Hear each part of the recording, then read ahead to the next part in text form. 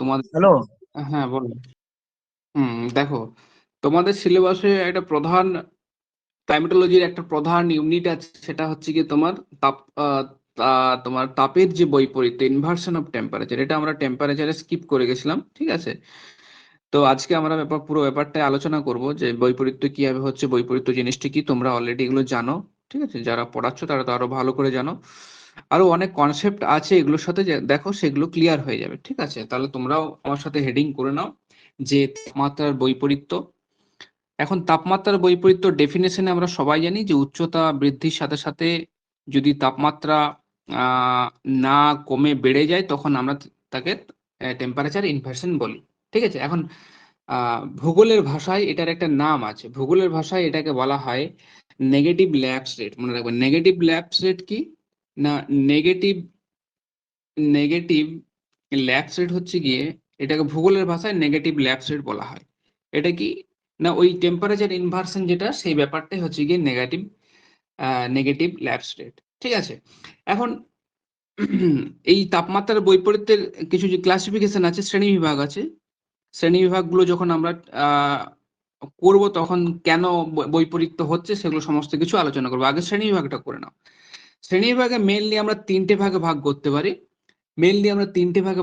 পারি। একটা হচ্ছে গিয়ে নন অ্যাডভেকশনাল, আমি এগুলো ইংরেজিতে লিখছি, ঠিক আছে। নন অ্যাডভেকশনাল, এগুলো পরে আমি আলোচনা করছি, আগে লিখে নাও। নন অ্যাডভেকশনালকে আবার দুটো ভাগে ভাগ করা যায়। একটা হচ্ছে গ্রাউন্ড বা ভূপৃষ্ঠ সম্বন্ধীয় বা সারফেস, আর হচ্ছে রেডিয়েশন। এবার এগুলো আর ভাগ আছে, রেডিয়েশন কি, সারফেস কি, গ্রাউন্ড কি, কেন গ্রাউন্ড বলছে, কেন সারফেস বলছে, কেন রেডিয়েশন বলছে। তাহলে আমরা এখানে বলতে পারি একটা গ্রাউন্ড, অবলিক দিয়ে বলতে পারি সারফেস, অবলিক দিয়ে বলতে পারি রেডিয়েশন। তার মানে তোমার হচ্ছে সারফেস জনিত, রেডিয়েশন মানে হচ্ছে কি বিকিরণ জনিত, ঠিক আছে। এগুলো বিভিন্ন জায়গাতে হয়। 2 নম্বরে আছে কি, মানে এই নন অ্যাডভেকশনালের 2 নম্বরে আছে কি তোমার আপার এয়ার বা ঊর্ধ্ব বায়ুর, আপার এয়ার ইনভার্সন। এখন এটাকে নন অ্যাডভেকশনাল কেন বলা হচ্ছে? তোমরা জানো যে অ্যাডভেকশন একটা হচ্ছে প্রসেস, যে প্রসেসের মাধ্যমে বায়ুর হরাইজন্টাল ও ভার্টিক্যাল মুভমেন্ট হয়। তাহলে অ্যাডভেকশন প্রসেসের মাধ্যমে কি হচ্ছে, হরাইজন্টাল এবং ভার্টিক্যাল মুভমেন্ট হচ্ছে। কিন্তু এখানে বলছে নন অ্যাডভেকশনাল, তার মানে এখানে বায়ুর মুভমেন্ট হবে না। মুভমেন্ট না হয়ে যে তোমার তাপমাত্রার যে বৈপরীত্য সৃষ্টি হবে, সেটাকে বলছে নন অ্যাডভেকশনাল। এখন এটা একটা গেল। 2 নম্বরে আছে অ্যাডভেকশনাল। কি অ্যাডভেকশনাল? অ্যাডভেকশনাল বৈপরীত্যে এগুলো কি না, এগুলোর ভাগ আছে, যেমন ফ্রন্টাল আছে, সীমান্ত। এগুলো আমরা দেখবো কিভাবে হচ্ছে। ফ্রন্টাল, তারপর আছে ভ্যালি বা উপত্যকা। তারপরে এখানেও আছে একটা সারফেস বা হরাইজন্টাল। এখান থেকে তোমাদের কি কি কোশ্চেন আসবে আমি সেগুলোও বলে দেবো। হরাইজন্টাল, ঠিক আছে। তাহলে এটা গেল। এখানে অ্যাডভেকশনালটা কি না, অ্যাডভেকশনাল হচ্ছে কি বায়ুর অনুভূমিক বা হচ্ছে কি তোমার ভার্টিক্যাল মুভমেন্ট হবে। আর একটা এখানে আছে, সেটা হচ্ছে কি তোমার মেকানিক্যাল বা যান্ত্রিক বলা হয় এটাকে। তোমরা বাংলাতে যারা লিখবে তাদেরকে বলছি, লিখবে যান্ত্রিক, মেকানিক্যাল। মেকানিক্যালের আবার ভাগ আছে। মেকানিক্যালের কি ভাগ আছে না, মেকানিক্যালকে আবার ভাগ করা দুটো ভাগে। একটা হচ্ছে কি তোমার সাবসিডেন্স বা নিমজ্জন বলা হয়, সাবসিডেন্স বা নিমজ্জন, বাংলাতে এটাকে বলা হয় নিমজ্জন। আরেকটা বলা হয় সেটা হচ্ছে টার্বুলেন্স এন্ড হচ্ছে convection, turbulent and convection inversion বা বৈপরীত্য। সুতরাং আমরা দেখলাম যে আমাদের যে তাপমাত্রার বৈপরীত্য, সেটাকে মেইনলি তোমার তিনটে ভাগে ভাগ করা হলো। এখন আমরা একটা একটা করে আলোচনা করব যে নন অ্যাডভেকশনাল কিভাবে হচ্ছে, অ্যাডভেকশনাল এন্ড মেকানিক্যাল কিভাবে হচ্ছে। তাহলে তোমরা প্রথমের এটা করব আমরা, ঠিক আছে। প্রথমে নন অ্যাডভেকশনাল তোমরা পয়েন্ট করে নাও, যে হচ্ছে গিয়ে নন অ্যাডভেকশনাল। তার মানে এখানে বায়ুর কোনো, এখানে লিখবে পয়েন্ট করবে, এগুলো পয়েন্ট পয়েন্ট করে লিখবে, তাহলে এখানে অনেক নোটস হয়ে যাবে, ঠিক আছে। এখানে লিখবে, এখানে কোনো পয়েন্টে লিখবে যে বায়ুর কোনো অনুভূমিক বায়ুর কোনো অনুভূমিক বা হচ্ছে কি তোমার উলম্ব উলম্ব চলন বা মুভমেন্ট হয় না, তখন তো সেই প্রসেসটাকে আমরা নন অ্যাডভেকশনাল বলতে পারি। ঠিক আছে, এক্ষেত্রে নন অ্যাডভেকশনালের প্রথম প্রসেস হচ্ছে গ্রাউন্ড সারফেস রেডিয়েশন। দেখো, গ্রাউন্ড অথবা সারফেস অথবা রেডিয়েশন মানে হচ্ছে বিকিরণজনিত। ঠিক আছে, এখন বেশিরভাগ এই যে তোমার গ্রাউন্ড যে সারফেস, তোমার হচ্ছে যে গ্রাউন্ড সারফেস, সেটা বেশিরভাগ তোমার দেখা যায় সেটা হচ্ছে কি স্নো কভার যে সমস্ত রিজন গুলো আছে, যেখানে তোমার হচ্ছে কি বরফ আচ্ছাদিত ভূভাগ থাকে, সেই সমস্ত জায়গাতে কিন্তু এই গ্রাউন্ড যে তোমার যে ইনভার্সনটা, সেই ইনভার্সনটা তোমার দেখা যেতে পারে।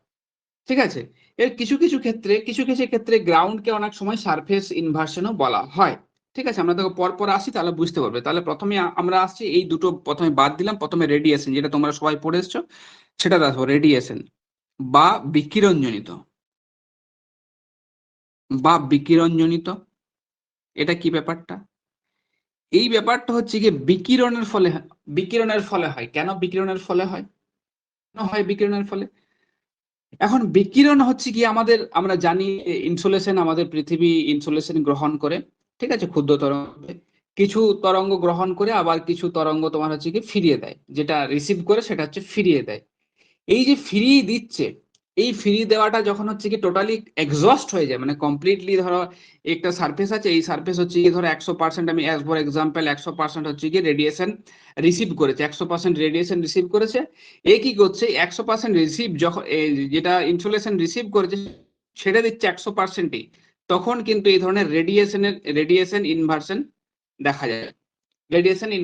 দেখা যাবে কেন দেখা যাবে? কারণ এই যখন রেডিয়েশনটা ছেড়ে দিচ্ছে, তখন এই যে সারফেসটা, আমাদের যে ভূপৃষ্ঠটা আছে, সেটা একবারে শীতল হয়ে যাচ্ছে। এখন এই রেডিয়েশন ইনভার্সন হতে গেলে কিছু প্রি কন্ডিশন আছে, কিছু শর্ত আছে, সেই প্রি কন্ডিশন গুলো তোমার হচ্ছে কি মেনে চললেই তখন কিন্তু এই রেডিয়েশন যে ইনভার্সন বা বিকিরণজনিত যে ইনভার্সন, সেই বিকিরণজনিত ইনভার্সন হবে। এখন এই প্রিকন্ডিশন বা শর্ত থেকে তোমাদের কিন্তু কোশ্চেন আসে। ঠিক আছে, তাহলে বিকিরণজনিত রেডিয়েশন মনে রাখবে সবসময় হচ্ছে গিয়ে দেখা যাবে কোথায়? সবসময় যেখানে রিফ্লেকশন বেশি হবে হাই ল্যাটিটিউড এরিয়াতে সব থেকে বেশি এই তোমার রেডিয়েশন বা বিকিরণজনিত ইনভার্সনটা দেখা যায়। এখন কিছু শর্ত, আমি বললাম যে কিছু শর্ত লাগবে। কি কি শর্ত লাগবে দেখো, একটা হচ্ছে এগুলো কোশ্চেন দেয়, দীর্ঘ শীতকালীন রাত্রি। এটার ফলে কি হবে?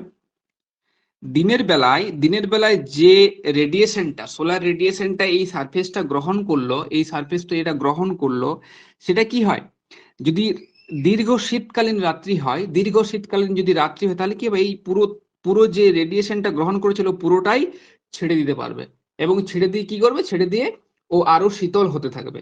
এখন শীতল হলে কি হবে, এই যে তোমার সারফেস, এই সারফেসের আশেপাশের যে বায়ুটা থাকবে, এই খুব কাছাকাছির যে বায়ুটা, মোটামুটি হচ্ছে কি, এটার হাইট বলে দিচ্ছি, মোটামুটি হচ্ছে কি তোমার মেবি 30 থেকে 40 ফিট। এই যে তোমার 30 থেকে 40 ফিটের যে এয়ারটা যেটা টাচড আছে, তার সাথে এই যে তোমার হচ্ছে গিয়ে আমাদের সারফেসের সাথে যেটা টাচড আছে, সেই বায়ুটা কি হবে, সেই বায়ুটা তোমার শীতল হয়ে যাবে, এখানের বায়ুটা শীতল হয়ে যাবে, এখানের বায়ুটা অত্যাধিক শীতল হয়ে যাবে।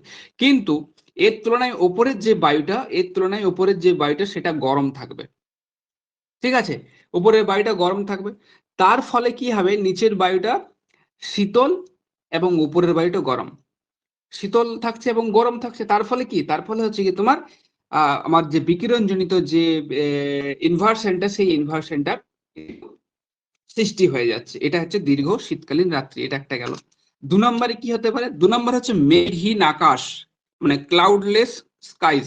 তার মানে হচ্ছে গিয়ে, যদি আকাশে মেঘ থাকে তাহলে কি হয়, তোমরা এটা সবাই জানো, যদি আকাশে মেঘ থাকে, এই যে তো আউটগোয়িং সোলার রেডিয়েশন বা টেরেস্ট্রিয়াল যে রেডিয়েশনটা বা পার্থিব সৌর বিকিরণ যেটা যাচ্ছে, সেটা কি হবে, সেটা মেঘ দ্বারা রিফ্লেক্ট হয়ে আবার পৃথিবীর দিকে ব্যাক করবে।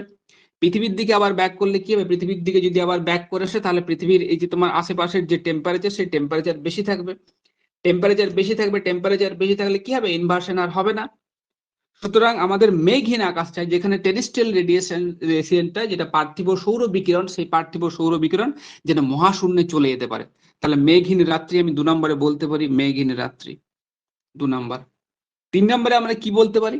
3 নম্বরে আমরা বলতে পারি যে হচ্ছে কি তোমার শুষ্ক বায়ুর উপস্থিতি। এখন শুষ্ক বায়ুর dry air, presence of dry air একে বলা হয় শুষ্ক বায়ুর উপস্থিতি। এখন শুষ্ক বায়ুর উপস্থিতি কিভাবে ইনভার্সন ঘটায়, ঠিক আছে। এখন সারফেসের কাছে এই ধরো আমার এই যে ধরো আমি এটা ধরে নিলাম যে আমার এই যে সারফেস, ভূপৃষ্ঠ সারফেস, এই সারফেসের কাছে আমার ড্রাই এয়ার আছে, ঠিক আছে, ড্রাই এয়ার আছে। এখন ড্রাই এয়ার থাকলে কি হবে, ড্রাই এয়ার মানে শুষ্ক বাতাস, শুষ্ক বাতাস মানে হচ্ছে সেটার অলরেডি টেম্পারেচার তুলনামূলকভাবে আশেপাশের বায়ুর থেকে তোমার হচ্ছে কি বেশি আছে, তার মানে এখানে যে বায়ুটা আছে সেই বায়ুর টেম্পারেচার তুলনামূলক আশেপাশের থেকে বেশি আছে, ঠিক আছে। এইবারে কি হবে, এইবারে যদি শুষ্ক বায়ু থাকে এখান থেকে রেডিয়েশন হবে, এখান থেকে রেডিয়েশন হবে, এখান থেকে রেডিয়েশন হবে। রেডিয়েশন হলে কি হবে, এই যে বায়ুটা, এই বায়ুটা খুব কম পরিমাণে তাপ শোষণ করবে। কেন খুব কম পরিমাণে তাপ শোষণ করবে, কারণ এ অলরেডি হিটেড আছে, অলরেডি উত্তপ্ত আছে। এই কি করবে, এই যে হিটটা আসছে সেটাকে অ্যাবজর্ব করবে না, সেটাকে শোষণ করবে না। শোষণ করার ফলে তোমার হচ্ছে গিয়ে শোষণ না করলে কি হবে, সরাসরি সেটা মহাশূন্যে চলে যাবে। এটার ব্যাখ্যাটা আরেকটা ভাবেও দেওয়া যায়, যদি ড্রাই এয়ার থাকে, যদি ড্রাই এয়ার থাকে তার মানে হচ্ছে কি বাতাসে ময়েশ্চার কম, বাতাসে আর্দ্রতা কম আছে। আর আমি বলেছিলাম যে আর্দ্রতা বা ময়েশ্চার কি করে, ময়েশ্চার হচ্ছে গিয়ে সব থেকে একটা বড় গ্রিন হাউস গ্যাস। ওরা কি করবে, ময়েশ্চার থাকলে কি হবে, আমার যে রেডিয়েট করছে যে তাপটা, সেই তাপটা কিন্তু ওরা অ্যাবজর্ব করে নেবে, শোষণ করে নেবে, কিছুটা পরিমাণে তাপ শোষণ করে নেবে। তার ফলে কি হবে, সারফেসের কাছাকাছি যে অ্যাটমসফিয়ারটা থাকবে সেই অ্যাটমসফিয়ারটা গরমই থাকবে, ঠান্ডা হবে না।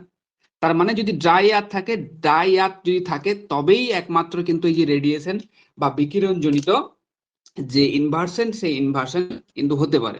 এটা হচ্ছে শুষ্ক বায়ুর উপস্থিতি একটা গেল। তারপরে আমরা বলতে পারি যে হচ্ছে গিয়ে বরফ আচ্ছাদিত, বরফ আচ্ছাদিত ভূভাগ, বরফ আচ্ছাদিত ভূভাগ। এখানে এখানে কি হবে, এখানে ধরো এই সারফেস আছে আমার, এই সারফেস আছে হাই ল্যাটিটিউডে, ঠিক আছে, হাই ল্যাটিটিউডে আমার এই সারফেস আছে, এই সারফেস কি বরফ আচ্ছাদিত, বরফ আছে, তার মানে শীতল আছে। আমার যে ভূপৃষ্ঠের যে সারফেসটা সেই সারফেস শীতল আছে, ঠিক আছে। শীতল থাকার কি হবে, আর তোমার হচ্ছে গিয়ে মোটামুটি কয়েক ফিট ওপরের যে বায়ুটা, আমি বললাম 30 থেকে 40 ফিট, রেডিয়েশন যে ইনভার্সনটা সেটা 30 থেকে 40 ফিট পর্যন্ত দেখা যেতে পারে, মানে রেডিয়েশনটাই এটা ভূপৃষ্ঠের সারফেসে যেটা থাকবে সেটা। এখন এই যে সারফেসটা এটা যদি বরফ আচ্ছাদিত থাকে তখন কি হবে, এখানে যে আশেপাশের যে বায়ুর মলিকিউলস গুলো থাকবে সেগুলো কি অত্যধিক অত্যধিক শীতলতার কারণে ঠান্ডা হয়ে যাবে, এবং সেই তুলনায় অপেক্ষাকৃত ওপরের যে লেয়ারটা থাকবে এই লেয়ারের বায়ুগুলো কি তুলনামূলক গরম থাকবে। কারণ আমরা জানি যে air is a bad conductor of heat, air কিন্তু হিটকে ট্রান্সফার করতে সেইভাবে পারে না, ব্যাড কন্ডাক্টর, এটা খারাপ কন্ডাক্টর। সুতরাং আমরা দেখছি যদি বরফ আচ্ছাদিত থাকে তাহলে হচ্ছে গিয়ে সারফেসের উপরে ঠিক বায়ুটা কি থাকবে, সারফেসের উপরে ঠিক বায়ুটা ঠান্ডা হয়ে যাবে এবং উপরের বায়ুটা গরম থাকবে। সুতরাং আমরা দেখলাম যে হচ্ছে গিয়ে নিচে ঠান্ডা উপরে গরম, তাহলে কি, তাহলে হচ্ছে গিয়ে ইনভার্সন। এখানে আরো একটি পয়েন্ট আছে, সেটি হচ্ছে কি তোমার বায়ুর যেন মুভমেন্ট না হয়, কোনো চলন না হয়, ঠিক আছে। তাহলে বায়ুর খুব ধীর গতির সঞ্চালন থাকতে হবে, খুব ধীর গতির বায়ুর সঞ্চালন। যদি বায়ুর গতিবেগ থাকে, বেশি থাকে, তখন কি হবে, এই ধরো আমার সারফেস আছে, এই আমার সারফেস আছে, এই সারফেস আছে, এখানে বায়ুটা শীতল হয়েছে, শীতল হয়েছে, এখানে খুব জোরে বায়ু প্রবাহিত হচ্ছে, তখন কি করবে, এই এয়ার মাসটাকে কি করবে, বা এই পার্সেল অফ এয়ারটাকে কি করবে, এই যে বায়ু প্রবাহ হচ্ছে ঠেলে নিয়ে চলে যাবে। ঠেলে নিয়ে চলে গেলে কি হবে, বায়ুর মিক্সিং হবে। আর মিক্সিং হলে আমরা জানি যদি মিক্সিং হয় তাহলে কিন্তু, মিক্সিং হলে কিন্তু আমার যে ইনভার্সন, সেই ইনভার্সন কিন্তু হবে না, ঠিক আছে। আরো এখানে কিছু জিনিস মনে রাখার আছে। হ্যাঁ, আরেকটা কথা বলে দিই যে এখান থেকে কি কোশ্চেন আসতে পারে, এগুলো এগুলো প্রি কন্ডিশন, রেডিয়েশন ইনভার্সনের প্রি কন্ডিশন, কিছু শর্ত লাগবে। এখন তোমাকে পরীক্ষাতে দেবে কোনটি শর্ত নয় বা কোনটি শর্ত, রেডিয়েশন ইনভার্সনের কোনটি শর্ত এবং কোনটি শর্ত নয়, ঠিক আছে, এটা একটা গেল। এখন এই যে আমরা দেখছি যে রেডিয়েশন ইনভার্সনের ক্ষেত্রে কি বললাম, কিছু কিছু প্রি কন্ডিশনের কথা বললাম। এখানে এই রেডিয়েশন ইনভার্সনের আরেকটা নাম আছে, সেটা কি জানো তোমরা কেউ নামটা, সেটা হচ্ছে গিয়ে স্ট্যাটিক ইনভার্সন। রেডিয়েশন ইনভার্সনকেও অনেক সময় স্ট্যাটিক ইনভার্সন বলা হয়, স্ট্যাটিক ইনভার্সন বলা হয়। কেন বলা হচ্ছে, না, স্ট্যাটিক ইনভার্সন এই কারণেই বলা হচ্ছে কারণ এখানে বায়ুর কোনো মুভমেন্ট হচ্ছে না, বায়ুর কোনো চলন হচ্ছে না। এই জন্যে এই যে ইনভার্সন, সেই ইনভার্সনকে বলা হচ্ছে স্ট্যাটিক ইনভার্সন। তাহলে আমার এটা গেল রেডিয়েশন ইনভার্সন। তাহলে তোমরা কি কি মনে রাখবে যে রেডিয়েশন ইনভার্সন কোথায়? অলওয়েজ মনে রাখবে যে রেডিয়েশন ইনভার্সন হয় হাই ল্যাটিটিউডে, যেখানে বরফ আচ্ছাদিত সারফেস থাকে, সেখানেই ম্যাক্সিমামটা কিন্তু দেখা যায়। তাহলে তোমার পরীক্ষক যদি জিজ্ঞাসা করেন যে তোমার হচ্ছে গিয়ে রেডিয়েশন ইনভার্সন কোথায় কোথায় বেশি হয়, না সবসময় বলবে স্যার হচ্ছে তোমার হাই ল্যাটিটিউড বা উচ্চ অক্ষাংশে, যেখানে বরফ আচ্ছাদিত সারফেস থাকবে সেখানে। এবং সেগুলি হওয়ার জন্য কিছু কিছু কন্ডিশন চাই, এবং এই যে কন্ডিশন গুলো, এগুলো পরবর্তীতে আমার গ্রাউন্ড এবং সারফেস যে রেডিয়েশন সেটাতেও অ্যাপ্লিকেবল হবে। ঠিক আছে, এখন পরেরটাতে আমরা চলে আসবো গ্রাউন্ড ইনভার্সন বা ভূমির হচ্ছে গিয়ে যেটা বলছি ভূমিভাগের হচ্ছে গিয়ে যেটাকে বৈপরীত্য বলা হয়। এটাও ভূমিভাগেরই বৈপরীত্য, কিন্তু এটা রেডিয়েশনের ফলে হচ্ছে। আবার এটাও কিন্তু রেডিয়েশনের ফলে হচ্ছে, গ্রাউন্ড ইনভার্সনটা রেডিয়েশনের ফলেই হচ্ছে। কিন্তু এটা কোথায় হচ্ছে? কিন্তু মনে রাখবে, এটা লিখে রাখো যে গ্রাউন্ড যে ইনভার্সনটা হচ্ছে, গ্রাউন্ড যে ইনভার্সনটা এই রেডিয়েশনের ফলেই হবে। কিন্তু এটা ক্রান্তীয় অঞ্চলে, এখানে তো তুমি বরফ আচ্ছাদিত সারফেস পাবে না। পাবে কি? ক্রান্তীয় অঞ্চলে তুমি পাবে, বা সাবট্রপিক্যালে পাবে কি? ঠিক আছে, এক্ষেত্রে তোমাকে বলতে হবে যে গ্রাউন্ড ইনভার্সন বিকিরণের ফলেই হচ্ছে, কিন্তু এখানে কোনো বরফ আচ্ছাদিত কোনো সারফেস কিন্তু থাকছে না। এটা কখন দেখা যাবে? গ্রাউন্ড ইনভার্সন আমাদের যে ট্রপিক্যাল যে এরিয়াগুলো, সেগুলো একমাত্র শীতকালেই দেখা যাবে। কিন্তু যে তোমার রেডিয়েশন যে ইনভার্সনটা, সেটা তুমি মোটামুটি থ্রু আউট দ্য ইয়ার দেখতে পাবে সেখানে, যেখানে বরফ আচ্ছাদিত সারফেস থাকবে। এখন গ্রাউন্ড যে ইনভার্সনটা, এটাকে সারফেস ইনভার্সন বলা হয়, সারফেস। এখন এটা কোথায় হয়? এটা বললাম ক্রান্তীয় অঞ্চলে হয়। যদি বলে ক্রান্তীয় অঞ্চলে কোন ইনভার্সন হয়, তখন তোমাকে রেডিয়েশন বলা চলবে না, তখন তোমাকে বলতে হবে গ্রাউন্ড ইনভার্সন। ঠিক আছে, তখন তোমাকে বলতে হবে যে এখানে গ্রাউন্ড ইনভার্সন হয়। ঠিক আছে, এটা কোথায় দেখা যায়? না, এটা ক্রান্তীয় অঞ্চলে সব থেকে বেশি দেখা যায়। ঠিক আছে, সুতরাং এই প্রথমের যে ভাগটা, সেটা আমার গেল নন এডিয়াবেটিকের ভাগ। এখন পরেরটাতে আমরা যাওয়ার আগে আমরা আসবো যান্ত্রিক অ্যাডভেকশনালে, যাওয়ার আগে আমরা আসবো যান্ত্রিক ইনভার্সন, বা হচ্ছে কি তোমার যেটা যান্ত্রিক বৈপরীত্য। তাহলে এইগুলো গেল হচ্ছে কি তোমার নন অ্যাডভেকশনাল। এবারে আসবে যান্ত্রিক বৈপরীত্য। তার মানে এখানে এখানে কোনো হচ্ছে কি তোমার যান্ত্রিক বৈপরীত্যতে তোমার হচ্ছে কি রেডিয়েশনের ফলে কিন্তু এখানে হবে না। কোনো কিছু দ্বারা প্রভাবিত হয়ে, যান্ত্রিক কখন বলা হয়, ডাইনামিক কখন বলা হয়? ডাইনামিক বলা হয় যখন কোনো কিছুর দ্বারা প্রভাবিত হয়ে কোনো একটা জিনিস হয়, তখন সেটাকে ডাইনামিক আমরা বলি। এখন যান্ত্রিক যে তোমার হচ্ছে কি বৈপরীত্য, সেটা হচ্ছে কি তোমার বা কোনো কিছুর প্রভাবে বা কোনো কিছুর ইনফ্লুয়েন্সের দ্বারা এই বৈপরীত্যটা হচ্ছে। এখন এই যান্ত্রিক বৈপরীত্য সবসময় মনে রাখবে, এটা হাই ল্যাটিটিউড বা উচ্চ অক্ষাংশে সব থেকে বেশি হয়। উচ্চ অক্ষাংশে যেখানে হাই প্রেসার জোন আছে। কেন হাই প্রেসারে হয় সেগুলো আমরা আসছি, আমি বলে দিচ্ছি। উচ্চ অক্ষাংশে সবচেয়ে বেশি হয়, যেখানে মনে রাখবে, যেখানে কি না, যেখানে হচ্ছে কি উচ্চচাপ আছে, যেখানে উচ্চচাপ আছে। এই দুটো পয়েন্ট লিখে রাখো। এখন যান্ত্রিক যে বৈপরীত্য, সেই বৈপরীত্য দুটো ওয়েতে হতে পারে। কি? দুটো ওয়েতে দুভাবে হতে পারে। ঠিক আছে, কি হতে পারে? একটা সাবসিডেন্স হতে পারে, নিমজ্জন হতে পারে। ঠিক আছে, আর হচ্ছে টার্বুলেন্স বা কনভেকশনের কারণে হতে পারে। ঠিক আছে, এখন টার্বুলেন্স বা কনভেকশনের ফলে কি করে হবে? টার্বুলেন্সের ফলে কি করে হবে? টার্বুলেন্স অথবা পরিচলন, এটাকে টার্বুলেন্স অথবা পরিচলন বলা হয়। এখন ধরো এটা একটা প্রসেস, যে প্রসেসের মাধ্যমে গরম বায়ু আস্তে আস্তে উপরের দিকে ওঠে। এখন আমাদের এই সারফেস আছে, সারফেস আছে পাচ্ছে, এখান থেকে বায়ু সোজা উপর দিকে উঠছে। কিছু কিছু সময় এমন সময় আসবে, বা এমন কিছু কিছু সময় আসে, এমন আছে যখন এই তোমার হচ্ছে কি পরিচলন, কনভেকশন যেটা যে প্রসেসটা হচ্ছে, প্রসেসটা এতটা বিস্তৃত হয় উপর অব্দি যে অনেকটা হাইট পর্যন্ত এই যে গরম বায়ুর একটা লেয়ার বা গরম বায়ুর একটা স্তর উপর পর্যন্ত পৌঁছে যায়। এখন এই বায়ুটা যেই উপরে উঠলো, এই বায়ুটা যেই উপরে উঠলো, মানে গরম বায়ুটা উঠলো, এর আশেপাশের যে বায়ুটা, সেই আশেপাশের বায়ুটা কেমন আছে? আশেপাশের বায়ুটা আছে শীতল, বা তার উপরের বা সাইডের বায়ুটা কেমন আছে? সাইডের বায়ুটা আছে শীতল। এবং শীতল থাকার ফলে কি হবে, এই যে বায়ুটা, এই বায়ুটা ধরো উপরে উঠলো, এই শীতল শীতল বায়ু মানে কি অপেক্ষাকৃত রিলেটিভ, এগুলো সব রিলেটিভ, ঠিক আছে। এখন এই বায়ুটা শীতল, সুতরাং এই বায়ুটা কি সাবসিডেন্স করবে নিচের দিকে নেমে, এর ফলে দিকে যেই আস্তে আস্তে নেমে আসবে, তখন কি হবে, উপরের দিকের বায়ুটা কিরকম, এই বায়ুটা আস্তে আস্তে উপরে উঠে যাবে, তাই তো। উপরের দিকে যেই উঠে যাবে তখন কি হবে, ইনভার্সন সৃষ্টি হবে, ঠিক আছে। এটা গেল পরিচলনের ফলে। এখন আরেকটা এটাকে ব্যাখ্যা করা যায়, ধরো ফ্রিকশনের ফলে, ঘর্ষণের ফলে। ধরো এই ছোট ছোট তোমার হচ্ছে পাহাড় আছে, ঠিক আছে, এখানে পাহাড় আছে, এখানে হচ্ছে সারফেস আছে, গাছ আছে, ঠিক আছে। এখন কি হবে, এখন ধরো এই দিক থেকে বায়ু প্রবাহিত হচ্ছে, খুব দ্রুত বেগে বায়ু প্রবাহিত হচ্ছে, ঠিক আছে। এখন টার্বুলেন্স মানে কি? টার্বুলেন্স মানে হচ্ছে কি তোমার এই যে ঘূর্ণবাত। টার্বুলেন্স তার আগে বলে নেই, ঘূর্ণবাতের ফলে কি হচ্ছে, বায়ু অনেক সময় উপরে উঠে যায়। আর ঘূর্ণবাত থাকা মানে কি, নিম্নচাপ। নিম্নচাপ মানে কি, সেখানে টেম্পারেচার বেশি থাকে, সুতরাং টেম্পারেচার বেশি থাকলে বায়ু উপর দিকে উঠে যাবে, বা এই প্রসেস আবার কার্যকরী হবে, ঠিক আছে। এই প্রসেসটাকে আলাদাভাবেও ব্যাখ্যা করা যায়, টার্বুলেন্স যে পরিচলনটা, যেটা বায়ুটা উপরের দিকে উঠবে। এক্ষেত্রে কি হবে, এক্ষেত্রে ধরো খুব দ্রুত বেগে বায়ু প্রবাহিত হচ্ছে, এই পাহাড় আছে, এই পাহাড় আছে, এই পাহাড়ের গায়ে বায়ু ধাক্কা পাচ্ছে, ধাক্কা পেয়ে এমন এমন সিচুয়েশন আসবে যে এখান থেকে বায়ু সোজা উপরের দিকে উঠে যাবে, সোজা বায়ু উপরের দিকে উঠে যাবে।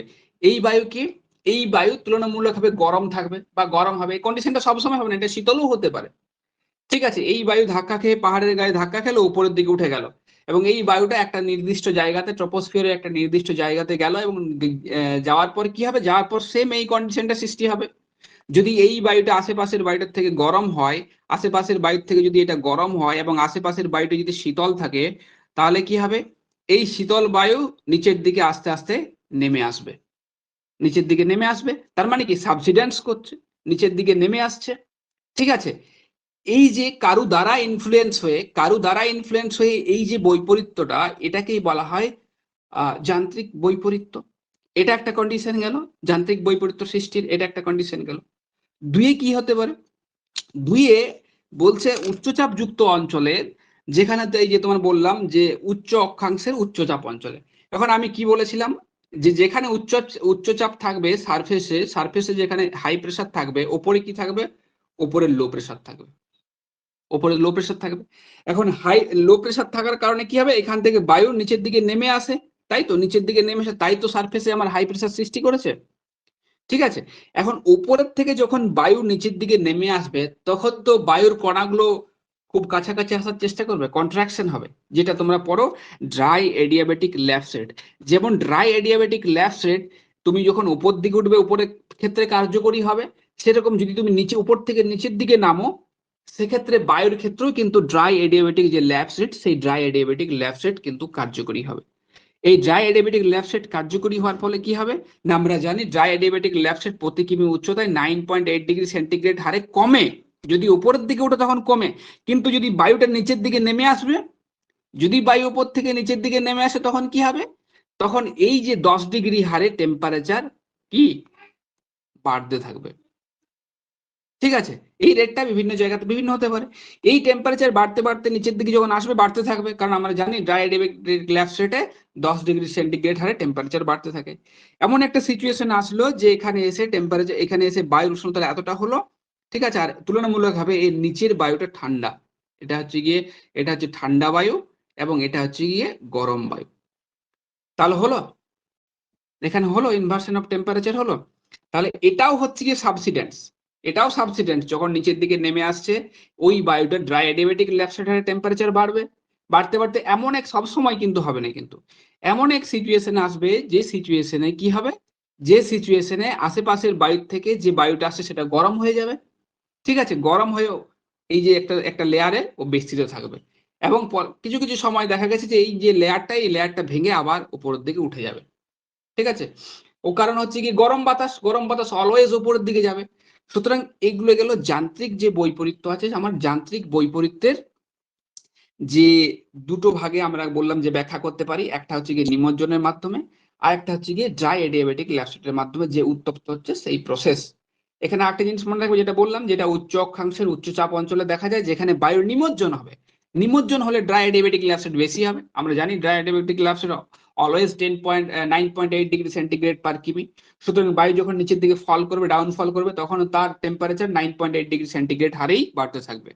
সুতরাং এমন একটা সিচুয়েশন আসবে যখন আশেপাশের বায়ু থেকে এই বায়ুটির টেম্পারেচারটা বেশি হবে এবং নিচের বায়ুর টেম্পারেচার ঠান্ডা হবে বা শীতল হবে, আর তখনই আমার এই যে ইনভার্সন, এই ইনভার্সনের সৃষ্টি হবে। ঠিক আছে, এটা গেল হচ্ছে গিয়ে তোমার যে মেকানিক্যাল যে তোমার হচ্ছে গিয়ে ইনভার্সন, সেই মেকানিক্যাল ইনভার্সন। এখানে আরেকটা আমাদের বাকি থেকে গেছে, সেটা হচ্ছে গিয়ে অ্যাডভেকশনাল ইনভার্সন। কি অ্যাডভেকশনাল? এগুলো লিখে রাখবে, ঠিক আছে? এগুলো কিন্তু নোটসে থাকবে না, এগুলো পয়েন্ট বানানো, পয়েন্ট পয়েন্ট করে করবে, ঠিক আছে? আমি বারবার বলছি, যত পয়েন্ট পয়েন্ট করে করতে পারবে তত তোমাদেরই কিন্তু লাভ।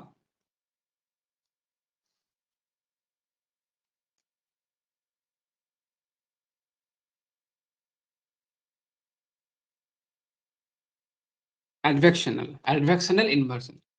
এখন অ্যাডভেকশনাল প্রসেসটা কি? অ্যাডভেকশনাল প্রসেসটা হচ্ছে গিয়ে যে প্রসেসের মাধ্যমে বায়ুর এখানে বায়ুর হরাইজেন্টাল বা ভার্টিক্যাল মুভমেন্ট হয়। সেই মুভমেন্টের ফলে কি হবে, উষ্ণ বায়ু যদি মুভমেন্ট করে বা শীতল বায়ু যদি মুভ করে, তার ফলে কি হচ্ছে, তার ফলে যদি যে ইনভার্সনটা বা যে বৈপরীত্যটা সৃষ্টি হয়, সেটাকে আমরা বলছি তোমার অ্যাডভেকশনাল যে ইনভার্সন, সেই অ্যাডভেকশনাল ইনভার্সন। এখন অ্যাডভেকশনাল ইনভার্সনের কিছু ভাগ আছে, সেই ভাগগুলো কি কি? না, প্রথম ভাগ আছে কি সীমান্ত, ফ্রন্টাল ইনভার্সন। সীমান্তে কিভাবে হয়, সীমান্তে কিভাবে হয় ইনভার্সন বা সীমান্ত সৃষ্টি কিভাবে হয়? এখন এটা আমাদের 30 ডিগ্রি, এটা 90 ডিগ্রি, এটা 60 ডিগ্রি, ঠিক আছে? এখন আমরা জানি যে এটা হচ্ছে কি তোমার মেরুবৃত্ত প্রদেশীয় যে নিম্নচাপ বলা হয়, সেই নিম্নচাপ বলা হয়। 30 ডিগ্রি থেকে কোন বায়ু যাবে? 30 ডিগ্রি থেকে কোন বায়ু যাবে? 30 ডিগ্রি থেকে যাবে পশ্চিমা বায়ু, তাই তো? আর মেরু অঞ্চল থেকে কি বায়ু আসবে? মেরু অঞ্চল থেকে বায়ু আসবে গিয়ে তোমার হচ্ছে গিয়ে পূবালী বায়ু, যেটাকে মেরু বায়ু বলা হয়। এই পূবালী বায়ু এইদিকে আসবে। এখন এ হচ্ছে গিয়ে তুলনামূলক ভাবে কে বেশি গরম বলো? ক্রান্তীয় অঞ্চল থেকে আসছে পশ্চিম বায়ু, সুতরাং এই বায়ুটা তুলনামূলক ভাবে এর থেকে গরম, ঠিক আছে? এবং এই যে মেরু বায়ুটা আসছে, সেটা অতিরিক্ত শীতল। শীতল থাকার কারণে কি হবে, এই বায়ুটা, এই যে বায়ু এদিক থেকে বায়ু আসছে, এদিক থেকে বায়ু আসছে, ঠিক আছে, এই দিক থেকে বায়ু আসছে, এই বায়ুটা নিচে ঢুকে যাবে এবং এইখানে যে বায়ুটা আসছে, সেই বায়ুটা কি হবে, আস্তে আস্তে এর উপরে উঠে যাবে, এর উপরে আস্তে আস্তে উঠে একটা বৈপরীত্য সৃষ্টি করবে, সেটা হচ্ছে কি ফ্রন্টাল ইনভার্সন বলা হয়। ব্যাপারটা বুঝতে পারলে কি হলো, এদিক থেকে শীতল বায়ু একটা নির্দিষ্ট জায়গা জুড়ে ভেতর দিকে ঢুকে যাওয়ার চেষ্টা করবে, ঠিক আছে? পরবর্তীকালে মিক্স হয়ে উপরের দিকে উঠবে, সেটা আলাদা ব্যাপার, কিন্তু ফ্রন্টাল ইনভার্সনটা কিভাবে হয় আমি সেটা বলছি, ঠিক আছে? এই দিক থেকে শীতল আসবে, এদিক থেকে উষ্ণ আসবে। যেই শীতল এবং উষ্ণ আসবে, অপেক্ষাকৃত এ উষ্ণ আছে, এ উপরের দিকে উঠে যাবে। এ যদি উপরের দিকে উঠে, তাহলে সার্টেন একটা জায়গা জুড়ে কি হবে, এই ইনভার্সনটা সৃষ্টি হবে, নিচে শীতল উপরে গরম বায়ু, ঠিক আছে? এবং ফ্রন্ট সৃষ্টি করবে, সীমান্ত সৃষ্টি করবে, সেগুলো পরের ব্যাপার, ঠিক আছে? এইভাবে কিন্তু তোমার যে ফ্রন্টাল যে ইনভার্সন, সেই ফ্রন্টাল ইনভার্সন আমাদের হয়ে থাকে, ঠিক আছে? এটা একটা গেল।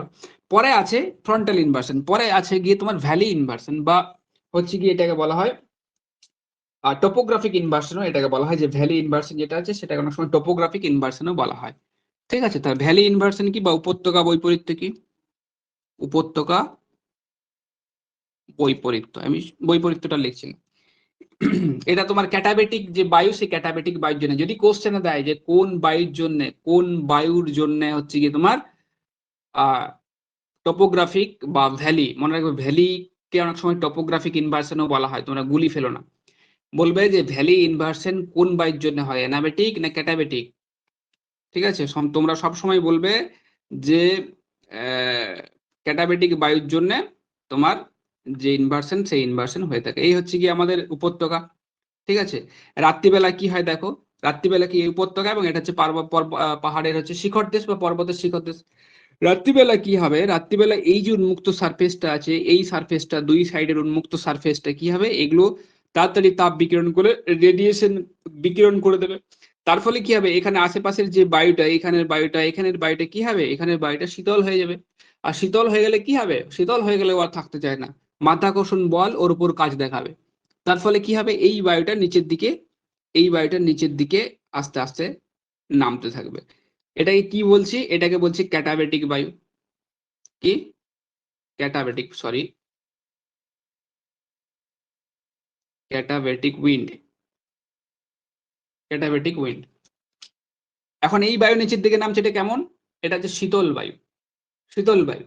এখন এই শীতল বায়ু এখানে নামলো, কিন্তু ভ্যালিতে যে বায়ুটা আছে সেটা তখনও পর্যন্ত কিন্তু রেডিয়েট করতে পারেনি, বা পুরোপুরি ততটা কিন্তু সে বিকিরণ করে দিতে পারেনি। এখানে কিছু উষ্ণ বায়ু থেকে গেছে। এই উষ্ণ বায়ু কি হবে, এই উষ্ণ বায়ু উপরের দিকে আস্তে আস্তে উঠে যাবে, উপরের দিকে আস্তে আস্তে উঠে যাবে। ঠিক আছে। এবং তাহলে কি দেখলাম আমরা, এই উপত্যকাতে কি থাকবে, এই উপত্যকাতে তোমার শীতল থাকবে, এবং উপরে কি, উপরে উষ্ণ বায়ু থাকবে।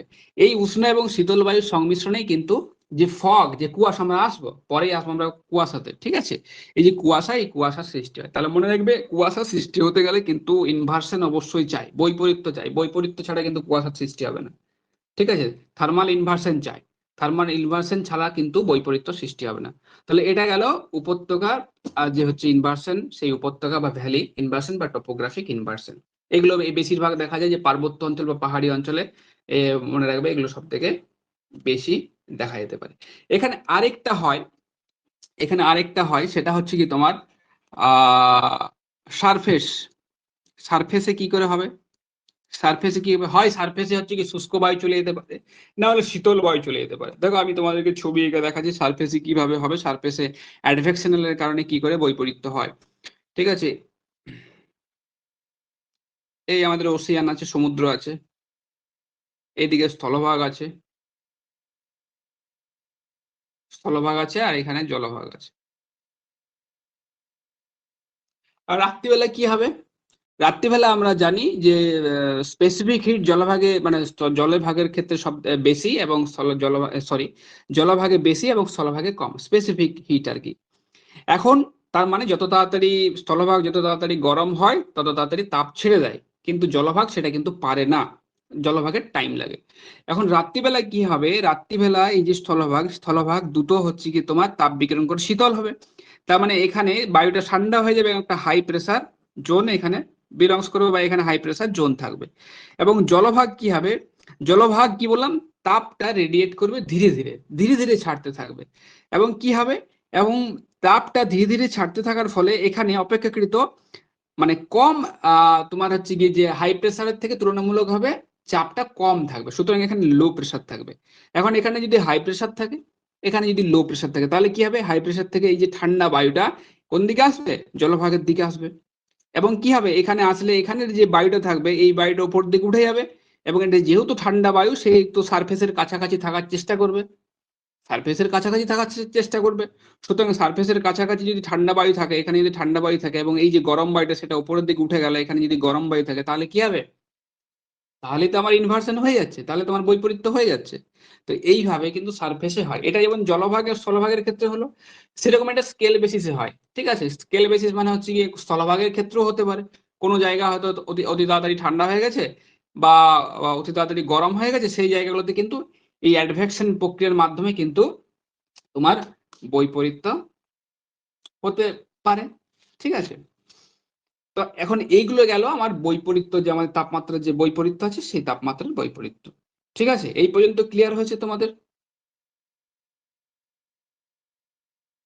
পরের টপিক আছে কি তোমার অধঃক্ষেপণ। প্রিসিপিটেশনটা এই কারণে এখন করাচ্ছি, কারণ হচ্ছে কি তাপমাত্রার বৈপরীত্যের সাথে আমার যে কুয়াশা, সেই কুয়াশা কিন্তু ওতপ্রোতভাবে জড়িয়ে আছে। কারণ কুয়াশার বিভিন্ন ভাগ আছে, যে তোমরা জানো রেডিয়েশন ফগ আছে, ভ্যালি ফগ আছে, অ্যাডভেকশনাল ফগ আছে, তারপর হচ্ছে গিয়ে ফ্রন্টাল ফগ আছে। ঠিক আছে। এই জন্যই আমি এটা অধঃক্ষেপণটা করে দিচ্ছি, যেহেতু এর সাথে কোনো আলাদা কোনো টপিকের সম্পর্ক নেই, এই জন্য অধঃক্ষেপণটা করে দিচ্ছি। ঠিক আছে। প্রিসিপিটেশন বা অধঃক্ষেপণ। অধঃক্ষেপণ মানে কি, অধঃক্ষেপণ মানে হচ্ছে গিয়ে নিচের দিকে পড়া, কোনো কিছুর নিচের দিকে পড়াকেই বলা হয় অধঃক্ষেপণ। ঠিক আছে। কোনো কিছুর নিচের দিকে পড়া, সেটি হচ্ছে গিয়ে অধঃক্ষেপণ। এবং এই যে তোমার যে পূর্বে সেই পড়ার যে প্রসেসটা, সেই পড়ার প্রসেসটা বিভিন্ন রকম ভাবে হতে পারে। গ্যাসিয়াস ফর্মে হতে পারে, লিকুইড ফর্মে হতে পারে এবং সলিড ফর্মে হতে পারে। তিনটে ফর্মে কিন্তু প্রিসিপিটেশন হতে পারে।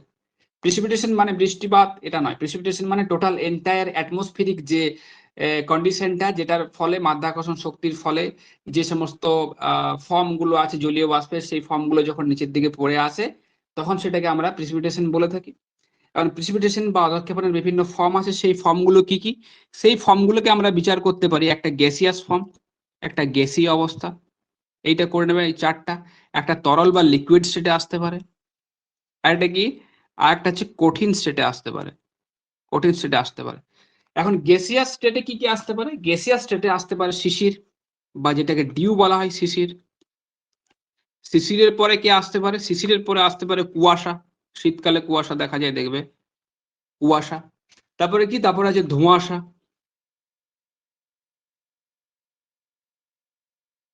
কি আছে? তারপরে আছে মিস্ট। আচ্ছা, কুয়াশাটা মিস্টের পরে কুয়াশাটা লিখলে ভালো হতো, অসুবিধা নেই, আমি আলোচনা করার সময় করে দেবো। তাহলে মিস্ট, এই যে শিশির, কুয়াশা, ধোঁয়াশা বা মিস্ট, এগুলো হচ্ছে গ্যাসিয়াস ফর্মে, গ্যাসিয়াস ফর্ম। কার? প্রিসিপিটেশনের গ্যাসিয়াস ফর্ম। যখন জলীয় বাষ্পর যে কণাগুলো গ্যাসিয়াস ফর্মে থাকে এবং ভাসতে থাকে এবং মাধ্যাকর্ষণ শক্তির টানে ধীরে ধীরে ধীরে ধীরে পড়তে থাকে, তখন সেই প্রসেসটাকে বলা হয় গ্যাসিয়াস প্রিসিপিটেশন। এখন তরল রূপে পড়তে পারে কি, আমাদের বৃষ্টি নর্মালি দেখেছো, কখনো বেশি ঝমঝম করে বৃষ্টি হয়, কখনো গুড়ি গুড়ি বৃষ্টি পড়ে, ঠিক আছে?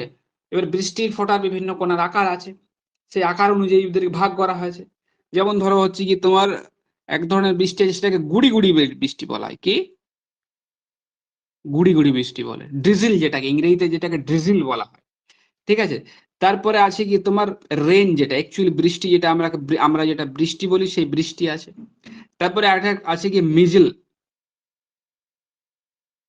ঠিক আছে, মিজিল।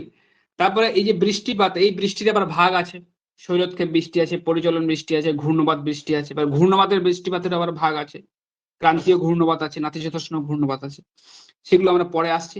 এখন কঠিনে কি আছে না, কঠিনে আছে স্নো, তুষারপাত, যেটাকে বাংলাতে বলা হয় দার্জিলিং, সিমলা, এই সমস্ত জায়গায় শীতকালে যখন হচ্ছে গিয়ে তোমার বরফ পড়ে, সেটাকে আমরা বলছি স্নো, যেটা নরম তুলতুলে হয়।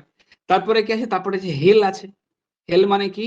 হেল মানে হচ্ছে শিলাবৃষ্টি, যে শিলাবৃষ্টি আমাদের কালবৈশাখী যখন মেঘের সৃষ্টি হয় তখন যে শিলাবৃষ্টি, তখন সেটাকে আমরা হেল বলি, আর স্লিট বলি। তারপরে আছে স্লিট, SLEET, স্লিট। এখন দেখো, এখন আমি প্রত্যেকটা আলোচনা করছি, শিশির কি জিনিস, শিশিরাঙ্ক কি জিনিস, কুয়াশা কি জিনিস, ধোঁয়াশা কি জিনিস এবং মিস্ট কি জিনিস, ঠিক আছে?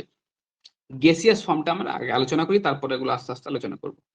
শিশির প্রথমেই তোমরা টপিক করবে, এই পয়েন্টগুলি লিখবে, কারণ এই পয়েন্টগুলি সেইভাবে অনেক ইয়ে করে বানানো, যাতে তোমাদের পরীক্ষাতে কোনো অসুবিধা না হয়। শিশির, শিশির হচ্ছে গিয়ে প্রিসিপিটেশনের বা অধঃক্ষেপণের একটি স্লো প্রক্রিয়া বা একটি খুব ধীর গতির প্রক্রিয়া। তাহলে শিশির কি? শিশির হচ্ছে গিয়ে একটা ধীর গতির কি প্রক্রিয়া না, ধীর গতির একটা কন্ডেনসেশন বা ঘনীভবন, একটা ধীর প্রক্রিয়া।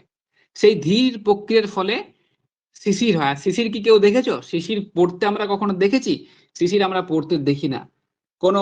এখন শিশির কিন্তু সবসময় পড়ে, শিশির যে শীতকালে পড়ে এমনটা নয়, ঠিক আছে? বায়ুর রিলেটিভ হিউমিডিটি বা আপেক্ষিক আর্দ্রতা, তাহলে মনে রাখবে, বায়ুর আপেক্ষিক হিউমিডিটি বা রিলেটিভ হিউমিডিটি যদি 100% হয়, তখনই কিন্তু এই শিশির পড়বে, শিশির পড়বে। এখন এগুলো কি? এগুলো লোয়ার অ্যাটমসফিরিক ফেনোমেনা, ঠিক আছে? আর মনে রাখবে, শিশিরাঙ্কের কোনো নির্দিষ্ট তাপমাত্রা নেই। পরীক্ষক কিন্তু এখানেই কোশ্চেনটা করেন, শিশিরাঙ্কের কি কোনো কোনো তাপমাত্রা আছে? তোমরা পড়েছো নিশ্চয়ই যে যে তাপে বায়ুর জলীয় বাষ্প জমে তোমার জলীয় বাষ্প জলে পরিণত হয়, সেই টেম্পারেচারকে শিশিরাঙ্ক বলা হয়। সুতরাং সেটা 2 ডিগ্রিতেও হতে পারে, 3 ডিগ্রিতেও হতে পারে। স্যাচুরেট যদি 100% হয়, বায়ুর স্যাচুরেশন যদি 100% থাকে, তখন কিন্তু শিশির পড়বে। এখন এই যে শিশির, শিশির যে পড়ে, ঠিক আছে, শিশির পড়া কি কেউ দেখেছে? শিশির পড়া কেউ দেখেনি। শিশির কোনো অবজেক্টের উপর, শীতল কোনো অবজেক্টের উপর কিন্তু পড়ে। কি করে পড়ে? এই যে শীতল ধরো সারফেস আছে, ধরো তুমি গ্রীষ্মকালে দেখবে, এই বর্ষার আগে, বর্ষাটা কিছুদিন আগেই হচ্ছিল, যদি তুমি বাইরে রাস্তার সাইডে বাইক রেখে দাও, দেখবে বাইকের সিটটা ভিজে গেছে, বাইকের সিটটা ভিজে গেছে, ঠিক আছে? বা অনেকক্ষণ বাইরে বসে থাকলে মাথার চুলগুলো ভিজে যায়, ঠিক আছে? এই যে এটা কি, এটা অ্যাকচুয়ালি শিশির। তার মানে কি হয়েছে? তার মানে যে অবজেক্টটা রাখা আছে, বাইকের সিটটা তুলনামূলকভাবে ঠান্ডা হয়ে গেছে অ্যাটমসফিয়ারের থেকে। ঠান্ডা হয়ে যাওয়ার ফলে কি হয়েছে, বায়ুর তো স্যাচুরেশন তো আছেই, 100% স্যাচুরেশন লেভেল। সেই বায়ুর যে জলীয় বাষ্পগুলো আছে, সেই জলীয় বাষ্পগুলো কি হয়েছে, জলীয় বাষ্পগুলো সেই হচ্ছে কি তোমার সারফেসের উপর জমা হয়ে গেছে। যখনই জমা হয়েছে তখন সেটাকে আমরা শিশির বলছি। যেমন ঘাসের আগায় আমরা শিশির দেখতে পাই না, এক বিন্দু পড়ে থাকে। ঠিক আছে, পুকুরে দেখবে, জলাশয়ে যে তোমার পদ্ম পাতার উপরেও মাঝে মধ্যে আমরা শিশির দেখি। এটাই হচ্ছে শিশির। মনে রাখবে, যখন 100% রিলেটিভ হিউমিডিটি হবে এবং এর নির্দিষ্ট কোনো তাপমাত্রা নেই, এগুলো পয়েন্ট, পরীক্ষক এগুলো থেকে কোশ্চেন দেন আর কি। নির্দিষ্ট কোনো টেম্পারেচার নেই, নির্দিষ্ট কোনো তাপমাত্রা নেই, আর পয়েন্ট লিখবে যে এটি হচ্ছে গিয়ে একটি ধীর প্রক্রিয়া, এটি একটি ধীর প্রক্রিয়া।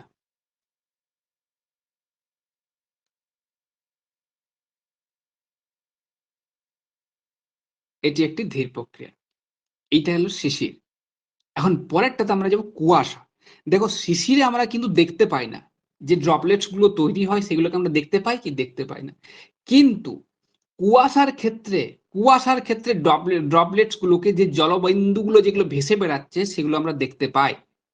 তার মানে আমরা বলতেই পারি যে শিশিরের থেকে যদি জলবিন্দুর যে আকার, যে ডায়ামিটার বা ব্যাস যদি বেশি হয়, তাহলে কি হবে, বেশি হলে হচ্ছে কি তোমার আমরা কুয়াশা ফর্ম করবে। ঠিক আছে, তাহলে কুয়াশা কখন ফর্ম করবে, যখন জলীয় বাষ্পের যে জলবিন্দু কণার ব্যাস শিশিরের জলবিন্দুর কণার থেকে বেশি হয়, এবং যেগুলো ভেসে ভেসে ভেসে ভেসে বেড়ায়, সেগুলোকে আমরা বলি কি, সেগুলো কুয়াশা বলছি। এখন কুয়াশার ক্ষেত্রে কিছু কিছু বৈশিষ্ট্য তোমাদেরকে লিখতে হবে, সেটা হচ্ছে গিয়ে,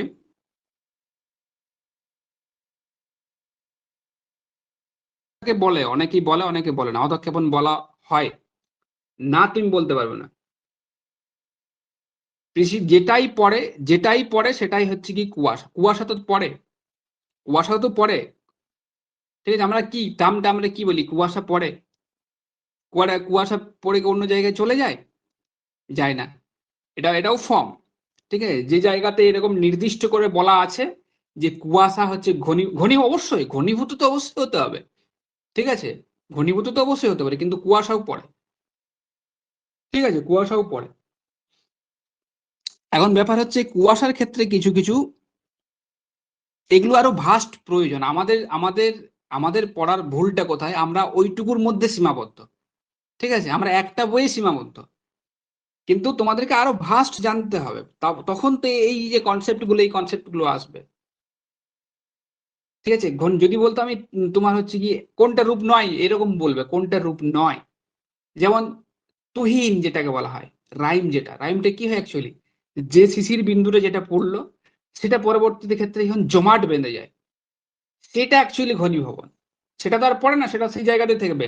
খড়ের চাল যেতে থাকবে, সেখানেও কিন্তু তুমি রাইম দেখতে পাবে, যেগুলো হাই ল্যাটিটিউড আছে, কিন্তু আমাদের এখানে দেখা যায় না। ঠিক আছে, সুতরাং কুয়াশাকে তুমি এইভাবে বলতে পারো না যে কুয়াশা শুধুমাত্র ঘনীভবনের রূপ। কুয়াশা ওয়ান টাইপ অফ প্রিসিপিটেশন, একটা ফর্ম অফ গ্যাসিয়াস ফর্মে। ঠিক আছে, এখন কুয়াশার ক্ষেত্রে কিছু জিনিস মনে রাখতে হবে, যে কুয়াশার ভিজিবিলিটি, দৃশ্যমানতা, কখন আমরা তাকে কুয়াশা বলবো, যখন দৃশ্যমানতা আপ টু 1 কিলোমিটার হবে, up to 1 kilometre, visibility up to 1 kilometre. এরপরে যদি হয়ে যায়, যদি 1 কিলোমিটারের বেশি হয়ে যায়, তখন সেটা আলাদা, তখন সেটাকে আমরা মিস্ট বলবো। ঠিক আছে, কুয়াশার ক্ষেত্রে ভিজিবিলিটি বা দৃশ্যমানতা 1 কিলোমিটারের মধ্যে হবে। ঠিক আছে, তাহলে আমরা প্রথম পয়েন্ট এটা বলতে পারি। আর শিশিরের যে জলের যে কণাগুলো, সেই কণাগুলোর থেকে যদি বড় হয়, তখন সেটাকে আমরা কুয়াশা বলি। এখন কুয়াশার কিছু ভাগ আছে বা শ্রেণী বিভাগ আছে।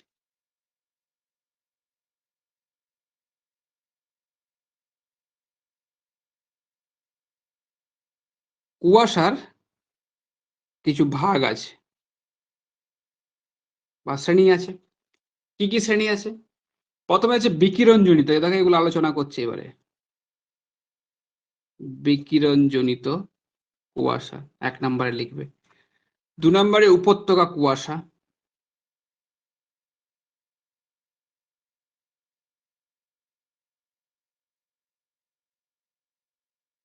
তারপর আছে কি তোমার ফ্রন্টাল বা সীমান্ত জনিত কুয়াশা।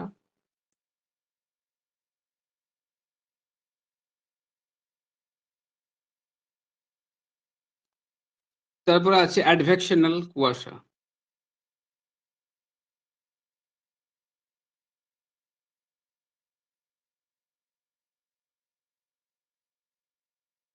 ঠিক আছে, এখন প্রথমে, হ্যাঁ, মাধ্যাকর্ষণ শক্তির প্রভাব কম থাকলেও এটাকে তুমি বলতে পারো, ঠিক আছে, বলতে পারো, বলা যায়, ঠিক আছে। এখন কুয়াশার যে প্রথমে আছে বিকিরণজনিত যে কুয়াশা, সেই বিকিরণজনিত আমরা কুয়াশাতে যাব। এখন এই বিকিরণজনিত কুয়াশাটা সৃষ্টি হয় কিভাবে? যেমন ভাবে আমাদের থার্মাল ইনভার্সন হচ্ছিল, আমি বারবার বলছি কুয়াশার ক্ষেত্রে ইনভার্সন কথাটা অবশ্যই মাথায় রাখবে, কারণ ইনভার্সন না হলে, বৈপরীত্য না হলে কিন্তু ফগ ফগের সৃষ্টি হবে না, ঠিক আছে। আর কুয়াশার ডিস্ট্রিবিউশন যদি বলি, বন্টনের কথা বলি, কুয়াশার বন্টন কোন একটা নির্দিষ্ট জায়গাতে সীমাবদ্ধ নয়, সারা ওয়ার্ল্ডের বিভিন্ন জায়গাতে বিভিন্ন রকম ভাবে কুয়াশা দেখা যেতে পারে। কুয়াশার কোথাও ঘনত্ব বেশি, কুয়াশার কোথাও ঘনত্ব কম, ঠিক আছে, কিন্তু পরে মোটামুটি আলটিমেট সব জায়গাতেই ডিপেন্ড করে সেই দিনের আবহাওয়া বা সেই অঞ্চলের আবহাওয়ার উপর কিরকম কি কুয়াশার ডেনসিটি কত থাকবে এবং কুয়াশাটা কিভাবে পড়বে। এখন বিকিরণজনিত কুয়াশা কি? প্রথমে আমাদের আছে বিকিরণজনিত কুয়াশা। বিকিরণ মানে হচ্ছে গিয়ে, বিকিরণ মানেই জানো, এই আমাদের সারফেস আছে, আমি আরো দেখিয়ে দিচ্ছি, এই আমাদের সারফেস আছে। শীতকালে কি হবে? বিকিরণজনিত কুয়াশা নরমালি তোমার শীতকালে দেখা যায়, এই জিনিসটা মাথায় রাখবে যে রেডিয়েশন ফগ কখন দেখা যেতে পারে না, বিকিরণজনিত কুয়াশা হচ্ছে কি তোমার শীতকালে দেখা যায়। এখন শীতকালে কি হয়, আমাদের এই যে সারফেসটা, এই যে সারফেসটা হচ্ছে গিয়ে অতিরিক্ত ঠান্ডা হয়ে যায়। ঠান্ডার ফলে কি হচ্ছে, এই যে একটা শীতল বাতাসের একটা লেয়ার সৃষ্টি হয়, শীতল বাতাসের একটি লেয়ার সৃষ্টি হয়, এবং এই লেয়ারের উপরে একটি উষ্ণ বাতাসের আস্তরণ থাকে, উষ্ণ বাতাসের আস্তরণ থাকে। এখন বাতাস, যে বাতাস উষ্ণ, তার মধ্যে কিন্তু কিছু ময়েশ্চার থাকে, প্রত্যেকটা বাতাসের মধ্যে ময়েশ্চার থাকে, প্রত্যেকটা জায়গাতে কিন্তু ময়েশ্চার আছে, কোথাও কম আছে কোথাও বেশি আছে। এখন এই যে ময়েশ্চার আছে, এই যে ময়েশ্চার আছে, তোমরা এই ব্যাপারটা দেখবে, ব্যাপারটা তোমরা যদি বৃষ্টি ভেজা কোনো দিনে যদি কোনো চার চাকা গাড়িতে চেপে বা বাসে করে কোথাও যাও, যদি বৃষ্টি নামায়, দেখবে যদি সামনের সিটে বসে থাকো, এই জিনিসটা খেয়াল করেছো কিনা জানি না, আমি ট্যাক্সির কথা বলছি বা প্রাইভেট কারের কথা বলছি, যদি যাও দেখবে হঠাৎ করে বৃষ্টি নামিয়ে দিল, তোমাকে গাড়ির সব কাগজ কাঁচপত্র সব লাগাতে হচ্ছে, কাঁচপত্র সব নামিয়ে দিলে, নামিয়ে দেওয়ার ফলে খানিকক্ষণ গাড়ি চালাতে চালাতে চালাতে ড্রাইভার দেখবে ভেতরের দিকের কাঁচটা দেখবে পরিষ্কার করে, দেখেছো তো? ভেতরের দিকের কাঁচটা পরিষ্কার করে ন্যাকড়া দিয়ে। কেন করে? কেন করছে? কারণ ওই যে তোমার কাঁচটা আছে, সেই কাঁচটাতে জলীয় বাষ্প জমে যাচ্ছে, ধোঁয়ার সৃষ্টি হয়ে যাচ্ছে, ধোঁয়া মানে হচ্ছে আবজা বা অস্পষ্ট সৃষ্টি হয়েছে। এটা হচ্ছে কেন? কারণ বৃষ্টি পড়ছে তো, বৃষ্টি পড়ছে, বৃষ্টি পড়ার কি বাইরের যে কাঁচের যে আউটার সারফেসটা আছে, সামনের যে আমাদের গ্লাসটা থাকে, আহ যে কাঁচটা থাকে আর কি, ওটা ইংরেজিতে কি উইন্ড সিল এরকম কিছু একটা বলে দেখবে, ঠিক আছে। সেখানে কি হচ্ছে, সেই সারফেসটা ঠান্ডা হয়ে যাচ্ছে, কিন্তু গাড়িটার ভেতরে যে সমস্ত লোকগুলো বসে আছে, তাদের তো নিঃশ্বাস প্রশ্বাস চলছে, সেই নিঃশ্বাস প্রশ্বাসের সাথে কি আছে, জলীয় বাষ্প যাচ্ছে, আমাদের ভেতরেও তো জলীয় বাষ্প আছে, সেই জলীয় বাষ্পগুলো যাচ্ছে, তাহলে সেই জলীয় বাষ্পগুলো একটা সার্টেন জায়গার মধ্যে ট্র্যাপড হয়ে যাচ্ছে। এবারে যেই ট্র্যাপড হয়ে যাচ্ছে, সেই দেখবে ওই কাঁচটা কি, কাঁচটা হচ্ছে ঠান্ডা, বৃষ্টি পড়ছে, কাঁচটা শীতল হয়ে আছে। এখন সেই যে তোমার হচ্ছে কি ঠান্ডা যে কাঁচটা, সেই কাঁচের তে ঠান্ডা পেয়ে এই যে তোমার আমাদের শরীর থেকে যে হচ্ছে কি তোমার শ্বাস প্রশ্বাসের ফলে যে বায়ুটা বেরোচ্ছে, সেই বায়ু থেকে জলীয় বাষ্প আছে, সেই জলীয় বাষ্পগুলো ওখানে গিয়ে অ্যাটাচড হয়ে যাচ্ছে। তার ফলে কি, যে ড্রাইভার সাহেব আর দেখতে পাচ্ছে না, তখন ওনাকে পরিষ্কার করতে হচ্ছে। ঠিক বিকিরণের ক্ষেত্রেও কিন্তু সেই জিনিসটা হচ্ছে। এখানে কি, এখানে অতিরিক্ত ঠান্ডা হয়ে যাচ্ছে, ঠান্ডা হয়ে যাচ্ছে, সার্টেন একটা লেয়ার সৃষ্টি হয়ে যাচ্ছে, এবং ওপরের বায়ুটা কি আছে, ওপরের বায়ুটা উষ্ণ আছে। এখন আমি কি বললাম, যে উষ্ণ বায়ুতে উষ্ণ হলে তার মধ্যে কিছু জলীয় বাষ্প থাকবে, হ্যাঁ, কোথাও কম থাকতে পারে, কোথাও বেশি থাকতে পারে, ঠিক আছে। এখন এই যে উষ্ণ বায়ুটা, এই উষ্ণ বায়ুটার মধ্যে যে সমস্ত জলীয় বাষ্পগুলো আছে, সেই জলীয় বাষ্পগুলো কি হবে, এই যে তোমার এই একটা সারফেসের কাজ করবে, এটা একটা সারফেসের কাজ করবে, এই যে লেয়ারটা বললাম, এটা কি, এটা একটা সারফেসের কাজ করবে, এই যে এটা একটা সারফেসের কাজ করবে। এই সারফেস বরাবর কি হবে, এটা একটা ঠান্ডা জায়গা পেয়ে গেল, এই ঠান্ডা জায়গাটাকে বেস করে এখানে যে জলীয় বাষ্পগুলো আস্তে আস্তে ঘনীভূত হবে, এবং আস্তে আস্তে ঘনীভূত হবে, এবং হচ্ছে কি তোমার ঘনীভূত হয়ে কি কুয়াশা সৃষ্টি করবে। এই কুয়াশাটাকে বলা হচ্ছে বিকিরণ জনিত কুয়াশা, হয়েছে। এটা একটা গেল। 2 নম্বর আছে দেখো অ্যাডভেকশন জনিত কুয়াশা। অ্যাডভেকশন জনিত কুয়াশা কি? অ্যাডভেকশন জনিত কুয়াশা বেশিরভাগ জলভাগে দেখা যায়, মনে রাখবে কোথায় দেখা যায়? জলভাগে দেখা যায়। পরীক্ষাতে এই কোয়েশ্চেন ছিল, মনে হয় গতকালের এক্সামে এই কোয়েশ্চেনটা ছিল যে জলভাগে কোন ধরনের কুয়াশা দেখা যায়, এরকম কিছু একটা থাকবে। অ্যাডভেকশনাল ফগ।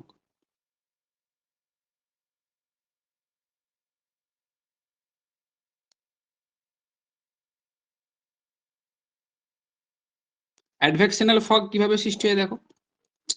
অ্যাডভেকশনাল ফগ কিভাবে সৃষ্টি হতে পারে? এই আছে আমার স্থলভাগ, এই আছে জলভাগ, এই জলভাগ। ঠিক আছে, এখন কি বলেছিলাম, এখানেও সেই কনসেপ্ট, স্পেসিফিক এর কনসেপ্ট। ঠিক আছে, এখানে কি হচ্ছে না, এখানে রাত্রিবেলার কন্ডিশনটা দেখো কি হচ্ছে। রাত্রিবেলায় কি হবে, স্থলভাগ যে আছে স্থলভাগ তাড়াতাড়ি শীতল হয়ে যাবে, স্থলভাগ শীতল হবে। ঠিক আছে, এবং এই যে জলভাগ, এই যে জলভাগ, জলভাগ কি হবে, অপেক্ষাকৃত তোমার উষ্ণ থাকবে। বায়ুটা, জলভাগের যে বায়ুটা সেটা অপেক্ষাকৃত উষ্ণ থাকবে, কিন্তু বায়ুর উপরে ঊর্ধ্বমুখী গমন এখানে তুমি দেখতে পাবে, ঊর্ধ্বমুখী গমন কিন্তু দেখতে পাবে। ঠিক আছে, এখন স্থলভাগ থেকে কিছু বায়ু এদিকে যাবে, কারণ কি এখানে লো প্রেসার আছে, এখানে হাই প্রেসার। এই কনসেপ্টটা তোমাদেরকে বলার আর কিছু নেই, এটা তোমরা জানো যে এখানে হাই প্রেসার আছে, এখানে লো প্রেসার আছে। এখন এই যে শীতল বায়ু, এখানে কি বায়ু থাকবে, শীতল বায়ু। শীতল বায়ু কোথায় যাবে, এখানে যাবে। এই প্রসেসটাই কি বলছে, এটাকে অ্যাডভেকশন বলছে। যখন বায়ুর মুভমেন্ট হয় তখন সেটা অ্যাডভেকশন বলা হয়। এখন এই বায়ুটা যেই এইখান বরাবর চলে আসবে, এখানের যে উষ্ণ বায়ুটা সেটা আস্তে আস্তে উপরের দিকে উঠে যাবে। তার মানে সেম একই কনসেপ্ট হচ্ছে। এই যে জলভাগ, জলভাগের এখানে কি হয়ে যাবে, এখানে হয়ে যাবে শীতল বায়ু, এটা হয়ে যাবে শীতল বায়ু, এবং উপরে কি থাকবে, উপরে থাকবে উষ্ণ বায়ু। এখন এই উষ্ণ বায়ুতে কি আছে, উষ্ণ বায়ুতে আছে জলীয় বাষ্প। এই উষ্ণ বায়ুতে আছে জলীয় বাষ্প। এই জলীয় বাষ্প ঘনীভূত এখানে কি হলো, টেম্পারেচার ইনভার্সন হয়ে গেল। তার ফলে কি হবে, এই যে জলীয় বাষ্প, এই জলীয় বাষ্প জমে কুয়াশার সৃষ্টি করবে, ফগের সৃষ্টি করবে। ঠিক আছে, আরেকটা জিনিস, ওশিয়ান ফগের সাথে এখানে একটা বলা হয় স্টিম ফগ বলা হয়, বা চিমনি ফগ বলা হয়। দেখবে টার্মটা আছে চিমনি ফগ। এক্ষেত্রে কি হয়, এক্ষেত্রে যদি বায়ুর ঊর্ধ্বমুখী গমনের সাথে সাথে এই যে বায়ুটা যেটা উপরে উঠছে, এর সাথে সাথে যদি ঠান্ডা বাতাসও উপর দিকে উঠতে থাকে, ঠিক আছে, ঠিক এটা ফানেলের মতো হয় না, এর সাথে সাথে যদি আশেপাশে শীতল বাতাসও উঠতে থাকে, কোনো কারণে, এগুলো নর্মালি খুব কম দেখা যায়, কোনো কারণে যদি উপরে উঠতে থাকে, তখন কি হবে, তখন কি হবে, এই আশেপাশের এই যে বায়ুগুলো, এই বায়ুগুলো কি হবে, এগুলো উষ্ণ থাকবে। উষ্ণ থাকার ফলে কি হবে, আশেপাশে হচ্ছে কি তোমার কুয়াশা সৃষ্টি হবে, কিন্তু মাঝখানে হচ্ছে কি ফাঁকা থাকবে। তার ফলে কি হবে, একটা পিলারের মতো এরকম দেখতে হবে। এটাকে বলা হচ্ছে চিমনি ফগ, বা এটাকে অনেক সময় স্টিম ফগ বলে। স্টিম যেমন উপর দিকে আস্তে আস্তে ওঠে, সেটাকে স্টিম ফগ বা চিমনি ফগও কিন্তু বলা হয়। এইটা গেল তোমার অ্যাডভেকশনাল ফগ। এখন আছে ভ্যালি ফগ, বা উপত্যকা হচ্ছে কি তোমার কুয়াশা। উপত্যকা কুয়াশা কি হবে, উপত্যকা কুয়াশা সেম একই জিনিস, যেটা আমি একটু আগে আলোচনা করলাম ইনভার্সনের সময়, যে ক্যাটাবেটিক বায়ুর প্রভাবে কিন্তু হয়। এই পাহাড়ের তোমার হচ্ছে গিয়ে উপর আছে, এটা উপত্যকা আছে, এখান থেকে কি হবে, রাত্রিবেলা শীতল বায়ু নিচের দিকে নেমে আসবে, কারণ ভারী মাধ্যাকর্ষণ শক্তির টানে নিচে আসার ফলে এই যে উপত্যকার যে জায়গাটা সেটাও দখল করে নেবে। এখানে দখল করলে কি হবে, এই বায়ুটা দখল করে নেবে। এখন এখানে যে বায়ুটা ছিল, যেহেতু আবদ্ধ আছে, সেই জন্য অত তাড়াতাড়ি সে রেডিয়েট করতে পারেনি, সে তাপটাকে ছেড়ে দিতে পারেনি, এই জন্য অপেক্ষাকৃত এখানে বায়ুটা গরম আছে। এখন এই বায়ুটা উপরের দিকে উঠে যাবে। তাহলে কি হচ্ছে, আমার এখানে কি হচ্ছে, ইনভার্সন অফ টেম্পারেচার হচ্ছে, নিচে ঠান্ডা উপরে হচ্ছে কি গরম। এখন এই গরম বায়ুতে কি আছে, আবার সে একই জিনিস, গরম বায়ুতে কি আছে না স্যার, গরম বায়ুতে আছে জলীয় বাষ্প। সুতরাং এই জলীয় বাষ্প কি হবে, জলীয় বাষ্প কুয়াশা সৃষ্টি হবে। যারা পাহাড়ি অঞ্চলে বেড়াতে গেছে তারা এই জিনিসটা দেখবে, সকালে ঘুম থেকে উঠবে, পাহাড়ের উপর থেকে দেখবে যেগুলো নিচু জায়গা সেগুলো দেখবে চারিদিকে কুয়াশা হয়ে আছে। এটাকেই বলা হয় ভ্যালি ফগ, বা টপোগ্রাফিক ফগও বলা হয়। যেমন টপোগ্রাফিক আমরা ইনভার্সন বললাম, বা উপত্যকা তোমার কুয়াশা বলা হয়। আরেকটা আছে ফ্রন্টাল, সীমান্ত। সীমান্ত সৃষ্টির প্রসেসটা যেমন এভাবে একই, কুয়াশা সৃষ্টির প্রসেসটাও কিন্তু সেইভাবে একই। কি হবে, আবার সেই চিত্রটা, এটা 30, এটা 60, এটা 90 ডিগ্রি, 90 ডিগ্রি। এখান থেকে কে যাবে, এখান থেকে শীতল বায়ু আসবে এদিকে, এখান থেকে কি যাবে, এখান থেকে উষ্ণ বায়ু, পশ্চিম বায়ু, মেরু বায়ু বা পূবালি বায়ু, বায়ু এদিকে যাবে, গিয়ে কোথায়, এ ওপরের দিকে ওঠার চেষ্টা করবে। কেন, এ তো গরম উষ্ণ, এ কি হচ্ছে শীতল, এই নিচের দিকে আসার চেষ্টা করবে। তার মানে একটা ফ্রন্ট সৃষ্টি করছে, সীমান্ত সৃষ্টি করছে মাঝখানের অঞ্চল। তার ফলে কি হচ্ছে, ওপরে উষ্ণ এবং নিচে হচ্ছে শীতল। এই যে উষ্ণ শীতলের মাঝখানে থাকার ফলে কি টেম্পারেচার ইনভার্সন হচ্ছে। টেম্পারেচার ইনভার্সনের ফলে অবশ্যই মনে রাখবে এই টেম্পারেচার ইনভার্সন কথাটা কিন্তু তোমাদেরকে যুক্ত করতে হবে, যোগ করতে হবে, তবেই কিন্তু টেকনিক্যাল তোমরা অ্যান্সারটা হবে আর কি। ঠিক আছে, নাহলে কিন্তু হয় না। যদি বলে দাও উষ্ণ বায়ু এবং শীতল বায়ুর মিলন হলো, মিলন হওয়ার ফলে কুয়াশা সৃষ্টি হলো, তাহলে কিন্তু ওটা উত্তর হলো না, ওটা তুমি হলো না উত্তর। বলতে হবে থার্মাল ইনভার্সন হয়, তাপের বৈপরীত্য হয়, এটা টেকনিক্যাল উত্তর। জিওগ্রাফি স্টুডেন্ট জিওগ্রাফির মতো করে ভাবতে হবে, ঠিক আছে। এবং সেই যে তাপমাত্রার বৈপরীত্য, সেই তাপমাত্রার বৈপরীত্য থেকে কিন্তু এই যে ফ্রন্টাল ইনভার্সন হলো। প্রত্যেকটা দেখো টেম্পারেচার বা থার্মাল ইনভার্সন হচ্ছে। আমাদের যারা গ্রামে গঞ্জের ছেলে আছে তারা দেখবে সকালে পুকুরের দিকে গেলে কি হবে, দেখবে পুকুরের ঠিক খানিকটা ওপরে দেখবে চারিদিকে একটা কুয়াশার আস্তরণ দেখা যায়। ওটাও কি, ওটা অ্যাডভেকশনাল ফগ। ওখানে রেডিয়েশন ফগ কিন্তু হয় না। মনে রাখবে সবসময় ওশিয়ান যে সমস্ত বা জলভাগ যে সমস্ত অঞ্চলগুলো আছে সেখানে সবসময় কি ফগ হয়, সেখানে সবসময় অ্যাডভেকশনাল ফগ হয়, ঠিক আছে। আর সব থেকে বেশি নিউ ফাউন্ডল্যান্ড যে আছে আমাদের, নিউ ফাউন্ডল্যান্ড আটলান্টিকের, ঠিক আছে, সেখানে সব থেকে বেশি কুয়াশার ডেন্সিটিটা সব থেকে বেশি, কারণ কি এখানে উষ্ণ শীতল সাথে যেখানে মিলন হয়েছে, ঠিক আছে, ওই জায়গাটা মনে রাখবে। এখন আরেকটা আছে কি তোমার হয়ে গেল তাহলে রেডিয়েশন, ভ্যালি, অ্যাডভেকশন, ফল্টাল, হ্যাঁ হয়ে গেছে, তাহলে 4টে মেইন হয়ে গেল। এখন পরেরটা আমরা আসবো, সেটা হচ্ছে কি মিস্ট। মিস্ট আমরা কখন বলবো? মিস্ট মিস্ট আমরা কখন বলবো? দা মিস্টের ভিজিবিলিটি যখন হচ্ছে ভিজিবিলিটি 1 থেকে 2 কিলোমিটার থাকবে। যখন কুয়াশার ভিজিবিলিটিটা বেড়ে, কুয়াশার দৃশ্যমানতা বেড়ে 1 থেকে 2 কিলোমিটার থাকবে, তখন সেটাকে মিস্ট বলা হয়। ওয়ান টাইপ অফ, এটাও হচ্ছে কি কুয়াশা, কিন্তু এর ভিজিবিলিটি যেমন কুয়াশার ক্ষেত্রে 1 কিলোমিটারের কম ছিল, এর 1 কিলোমিটারের দৃশ্যমানতা বেশি বেড়ে হবে। না দৃশ্যমানতা কমে? দৃশ্যমানতা কমে যাবে তো তাহলে, আরো 1 থেকে 2 কিলোমিটার আরো। না না, কমছে না। এটা তার মানে দৃশ্যমানতা কখন, মানে দৃশ্যমানতা 1 কিমি মানে কি, তুমি 1 কিলোমিটার পর্যন্ত দেখতে পাবে, ঠিক আছে। আর মিস্ট মানে কি 1 থেকে 1 এর বেশি, মানে তুমি 1 কিলোমিটারের বেশি দেখতে পাবে। ভিজিবিলিটি এইভাবে নির্ণয় করা হয়, ঠিক আছে, ঠিক আছে। ঠিক আছে, বুঝতে পেরেছি। হুম হুম হুম। তাহলে মিস্টের ক্ষেত্রে দৃশ্যমানতা 1 থেকে 2 কিমি, ঠিক আছে, 1 থেকে 2 কিমি মানে তুমি আপ টু 2 কিলোমিটার পর্যন্ত তুমি দেখতে পাবে আর কি। হালকা হালকা হালকা হালকা হালকা এরকম থাকবে। এটা গেল মিস্ট। মিস্টের ক্ষেত্রে একটু জানার দরকার নেই। আরেকটা আছে স্মগ। স্মগ কি? এটা হচ্ছে কি আরবান এরিয়ার ফগ, যেটা হচ্ছে কি ধোঁয়া এবং কুয়াশার যে তোমার মিশ্রণ, সেটাকে বলা হয় স্মগ। কারণ স্মগ বিভিন্ন রকমের স্মগ আছে, কেমিক্যাল আছে, গিয়ে ফটোকেমিক্যাল স্মগ আছে, সেগুলো আমরা এনভায়রনমেন্টে দেখবো। এখন যেটা দেখো যে হচ্ছে গিয়ে শহরাঞ্চলে যে আরবান অঞ্চলে যে পলিউশনের ফলে যে কুয়াশাটা সৃষ্টি হয়, তার সাথে ধোঁয়াশা এবং কুয়াশা দুটো মিক্স হয়ে যায়, ঠিক আছে, তখন সেটাকে আমরা স্মগ বলি। যেহেতু প্রেসিপিটেশন পড়ছি, আমরা এত ডিটেলসে না পড়লেও হবে, এনভায়রনমেন্টে আমরা এই ব্যাপারটা দেখবো, ঠিক আছে। এখন এই যে ফর্মগুলো হলো প্রেসিপিটেশনের, এগুলো হচ্ছে কি গ্যাসিয়াস ফর্ম, ঠিক আছে। এখন আমরা আসবো এবারে তরল ফর্ম, যে লিকুইড যে স্টেট গুলো আছে, সেই লিকুইড স্টেট গুলোতে, ঠিক আছে। লিকুইড স্টেট গুলোতে প্রথমেই কি আছে না, তরল যে আছে, তরল যে রূপগুলো আছে, তরল রূপের প্রথমেই কি থাকবে না, তরল রূপের প্রথমেই থাকবে হচ্ছে কি তোমার যে গুড়ি গুড়ি বৃষ্টি।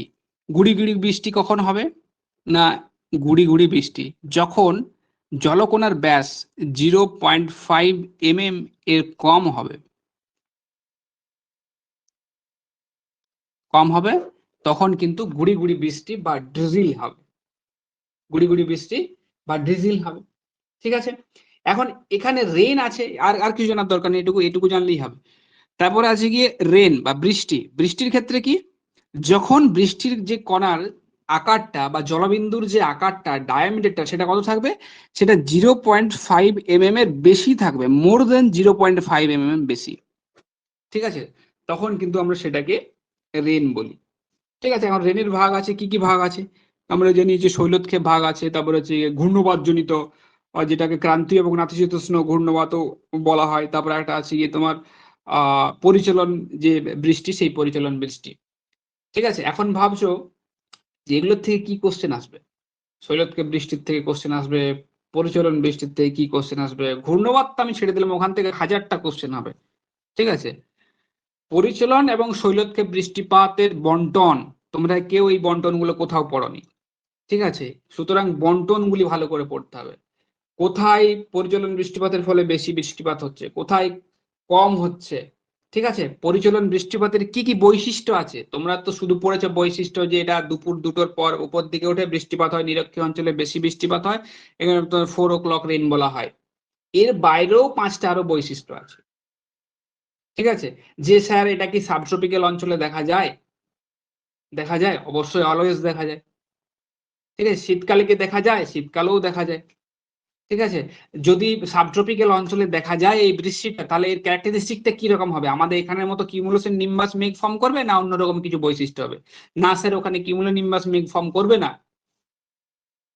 ঠিক আছে, ওখানে হচ্ছে কি তোমার নিম্বাস মেঘ বা হচ্ছে কি তোমার নিম্বোস্ট্রাটাস, যেটা আমাদের বর্ষাকালে যে মেঘটা দেখা যায় সেই ধরনের মেঘ গঠন করবে, যেটা নিম্ন চাপের সময় যে মেঘগুলো দেখা যায় সেই ধরনের মেঘ সৃষ্টি করবে এবং ঝিরঝির ঝিরঝির ঝিরঝির করে বৃষ্টিপাত সংঘটিত করবে। ঠিক আছে, সুতরাং এইগুলো যেমন আমরা পরিচলন বৃষ্টিপাতের বৈশিষ্ট্য জানি যে 4 o'clock রেন বলে হয়, দুপুর 2টোর পর এই ধরনের বৃষ্টিপাত দেখা যায়, ক্রান্তীয় অঞ্চলে সব থেকে বেশি হয়, সেরকম ভাবে আমি যেগুলো বললাম সেগুলোও কিন্তু পরিচলন বৃষ্টিপাতের কিন্তু ক্যারেক্টারিস্টিক। হয়েছে? তাহলে বৃষ্টিপাতকে আমরা ভাগ করতে পারি কি? পরিচলন। 2 নম্বর কি? শৈলতক্ষেপ। পড়া অনেক বাকি, পড়া অনেক কিছু, তোমাদের আইডিয়া নেই যে এগুলো কি হতে পারে। ঘূর্ণবাত জনিত বৃষ্টি। ঘূর্ণবাতকে আবার আমরা দুটো ভাগে ভাগ করি কি? একটা ক্রান্তীয়, এগুলো পরে আমরা আলোচনা করব, নাতিশীতোষ্ণ।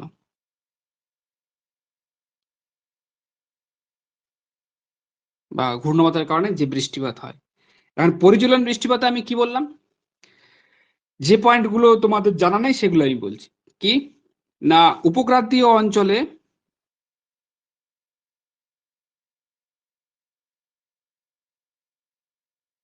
দেখা যায়, উপক্রান্তীয় অঞ্চলেও দেখা যায়। ঠিক আছে, 2 নম্বরে আমরা কি বলতে পারি? যে একটা এখানেই যখন বৃষ্টিপাত হবে আমাদের এখানে কি হয়? পরিচলন বৃষ্টি স্বল্পস্থায়ী হয়, তাই তো? কালবৈশাখী হলো, চলে গেল, thunderstorm, one type of convectional rain. নিরক্ষীয় অঞ্চলে যেটা হয় সেটাও ক্ষণস্থায়ী হয়। খেলা চলতে চলতে বৃষ্টি নেমে গেল, আবার বৃষ্টি বন্ধ হয়ে গেল, আবার খেলা স্টার্ট হয়ে গেল। আমি ক্রিকেটের কথা বলছি। ঠিক আছে, ক্রান্তীয় অঞ্চলে দেখা যায়।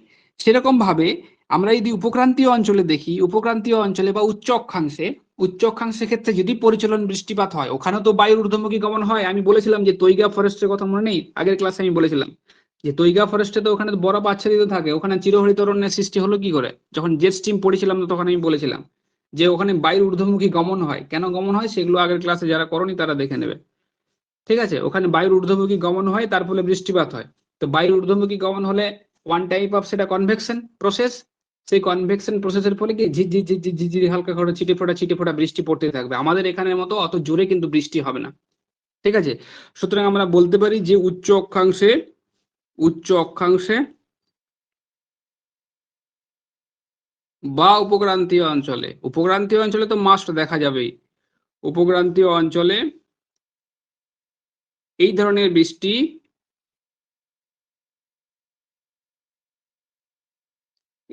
বৃষ্টি কি দীর্ঘস্থায়ী। দীর্ঘস্থায়ী হয়েছে। এইগুলো মেন বৈশিষ্ট্য আর কি। তারপরে যে শৈলতক্ষেপ বৃষ্টির প্রধান ক্যারেক্টারিস্টিক কি না, এটা তোমরা জানো যে অনুবাদ প্রতিবাদ ঢাল থাকে। ঠিক আছে, তোমার প্রতিবাদ ঢালে বেশি বৃষ্টিপাত হয়, যেটা উইন্ডওয়ার্ড সাইড থাকে সেই ঢালে বেশি বৃষ্টিপাত হয়, এরকম থাকবে পাহাড়। ঠিক আছে, পাহাড় বৃষ্টিপাত ঘটায় না, মনে রাখবে এটা সব সময়। কিন্তু তোমরা ছেলে মেয়েদেরকে যখন পড়াবে বলে পাহাড় কখনো বৃষ্টিপাত ঘটায় না। পাহাড় প্রসেসটাকে ত্বরান্বিত করতে পারে। এই যে পাহাড়টা আছে শৈলতক্ষেপ বৃষ্টিপাত, এর নাম অনুসারে দেওয়া হয়েছে। পাহাড়টা বৃষ্টি ঘটাচ্ছে না, কিন্তু সব পাহাড়ে কি বৃষ্টি হয়? হয় না। সুতরাং এই যে পাহাড়টা কি করে? এই যে বায়ু এদিক থেকে প্রবাহিত হচ্ছে, এই যে কন্ডেনসেশন যে প্রক্রিয়াটা, যে প্রসেসটাকে, সেই প্রসেসটাকে কিন্তু ত্বরান্বিত করছে। কিভাবে ত্বরান্বিত করছে? এই যে বায়ু বাধা খাচ্ছে, বাধা খেয়ে উপরের দিকে উঠছে, আর বায়ু উপরের দিকে উঠলে কি হয়? ড্রাই অ্যাডিয়াবেটিক ল্যাপসেট হয়, তাই তো? ড্রাই অ্যাডিয়াবেটিক ল্যাপসেট হয়, তার মানে টেম্পারেচার কমতে থাকে, তার মানে উপরে গিয়ে ক্লাউড ফরমেশন করে। পাহাড় ঘটাচ্ছে না, পাহাড়টা তোমার প্রক্রিয়াটাকে ত্বরান্বিত করছে। এই যে এই সাইডটাকে বলা হয় উইন্ডওয়ার্ড সাইড, সরি, উইন্ডওয়ার্ড, এইদিকে লিওয়ার্ড সাইড বলা হয়। উইন্ডওয়ার্ড সাইড মানে হচ্ছে কি অনুবাদ ঢাল, সরি প্রতিবাদ ঢাল, এদিকে হচ্ছে অনুবাদ ঢাল। এই ঢালে বৃষ্টিপাত হবে, এইদিকে যখন বায়ুটা নিচের দিকে নেমে আসবে, এগুলো তোমরা জানো যে হচ্ছে আর বৃষ্টিপাত ঘটাবে না, যেহেতু নিচের দিকে নেমে আসবে টেম্পারেচার বাড়বে, তখন জলীয় বাষ্প শোষণ করার চেষ্টা করবে। ঠিক আছে, এখন পৃথিবীতে সব থেকে বেশি কোন ধরনের বৃষ্টিপাত হয়? মনে রাখবে, পৃথিবীতে সব থেকে বেশি বৃষ্টিপাত হয় এই শৈলক্ষেপ বৃষ্টিপাতের ফলেই হয়। আমাদের ইন্ডিয়াতে কি? আমাদের ইন্ডিয়াতে সব থেকে বেশি বৃষ্টিপাত এই শৈলক্ষেপ যে বৃষ্টি, সেই শৈলক্ষেপ বৃষ্টিপাতের দ্বারাই কিন্তু হয়ে থাকে। হচ্ছে, এটা গেল রেনের। এখন আরেকটা ভাগ আছে, সেটাকে মিজিল বলছে। কি? মিজিল।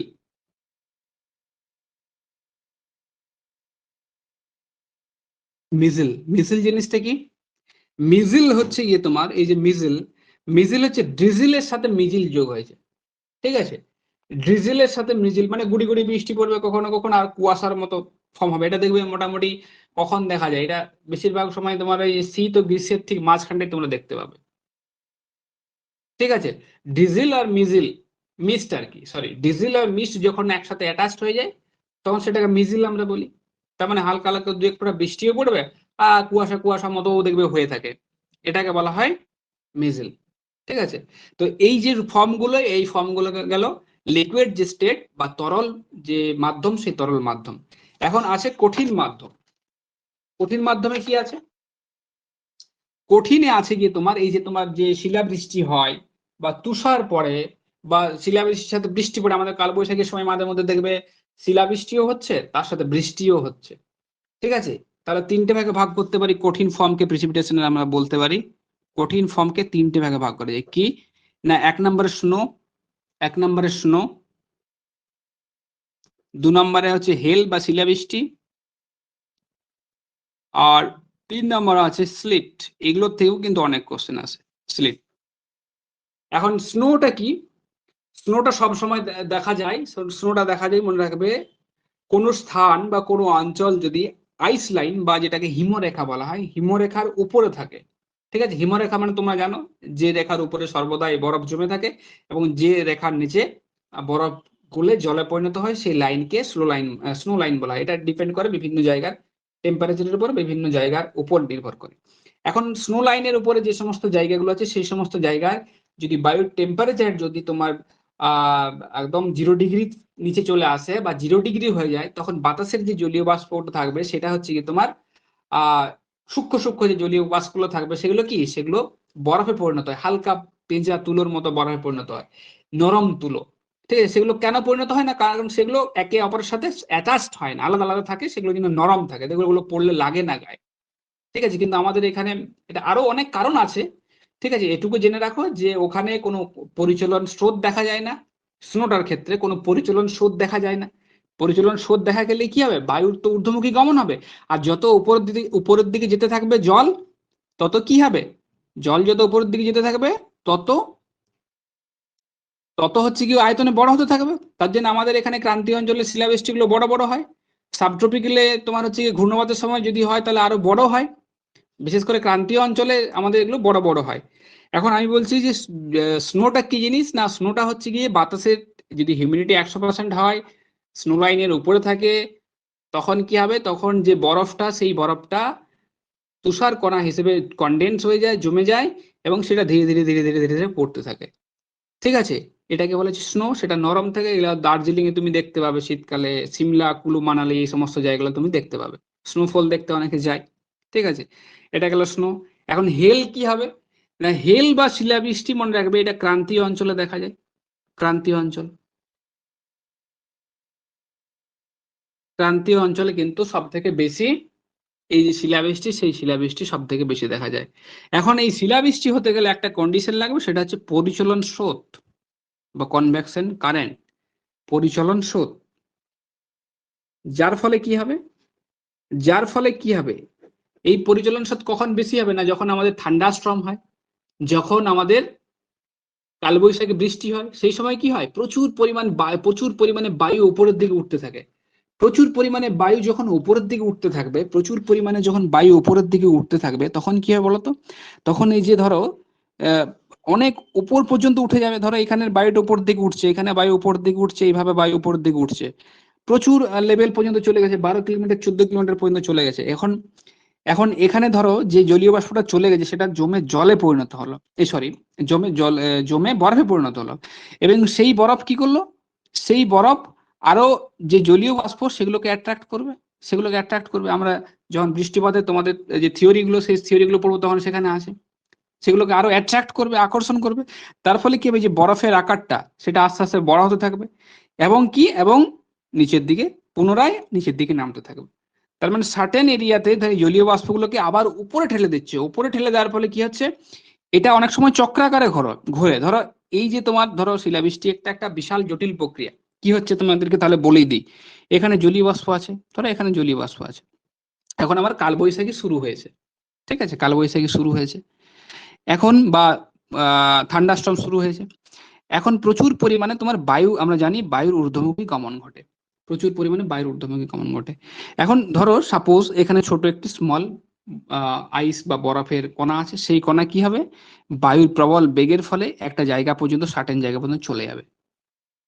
সেই বরফ কি হবে, সেই বরফ আবার নিচের দিকে নেমে আসবে মাধ্যাকর্ষণ শক্তির টানে। যত নিচের দিকে নেমে আসবে কি আছে না, এখানে বায়ুর প্রবাহ তত বেশি আছে, এই বরফ কি হবে, এই বরফ আবার উপর দিকে উঠবে, আবার নিচের দিকে নামবে, আবার উপরের দিকে উঠবে, আবার নিচের দিকে নামবে। এই প্রসেস কন্টিনিউ চলতে থাকবে, এই প্রসেস কিন্তু চলতে থাকবে, ঠিক আছে। এই প্রসেস কন্টিনিউ চলতে থাকার ফলে কি হবে, যে বরফের যে আলটিমেট যে আকারটা বা আয়তনটা সেটা আস্তে আস্তে আস্তে আস্তে বাড়বে, ঠিক আছে। সুতরাং এই যে যখন বড় বড় বড় তোমার হচ্ছে কি আইস গুলো বা তোমার বরফগুলো যখন বড় বড় গোল বলের আকারে পড়ে তখন সেটাকে আমরা বলি কি, হেল, বা সেটাকে আমরা বলি শিলাবৃষ্টি, ঠিক আছে। সেটাকে আমরা বলি শিলাবৃষ্টি। শিলাবৃষ্টি জানবে হচ্ছে গিয়ে এর এর পূর্বানুমান কিন্তু দেওয়া যায় না যে শিলাবৃষ্টি এখানে হবে, ঠিক আছে। শিলাবৃষ্টির কিন্তু পূর্বানুমান দেওয়া যায় না, কারণ আমরা দেখলাম যে শিলাবৃষ্টি টোটালটাই ডিপেন্ড করছে কিসের উপর, এই যে বায়ুর ঊর্ধ্বমুখী যে স্রোত, সেই বায়ুর ঊর্ধ্বমুখী স্রোতের উপর কিন্তু যে টোটালটাই কিন্তু নির্ভর করছে, ঠিক আছে। এখন তারপরে আছে দেখো স্লিট, এটা স্লিট আছে। স্লিটের ক্ষেত্রে কি, স্লিটের ক্ষেত্রে হবে এখানে শিলাবৃষ্টি এবং এবং বৃষ্টি এবং বৃষ্টি যখন একসাথে নেমে আসবে, যখন একসাথেই হবে, তখন সেটাকে আমরা বলছি শিলাবৃষ্টি, তাই তো, তখন সেটাকে আমরা বলি শিলাবৃষ্টি।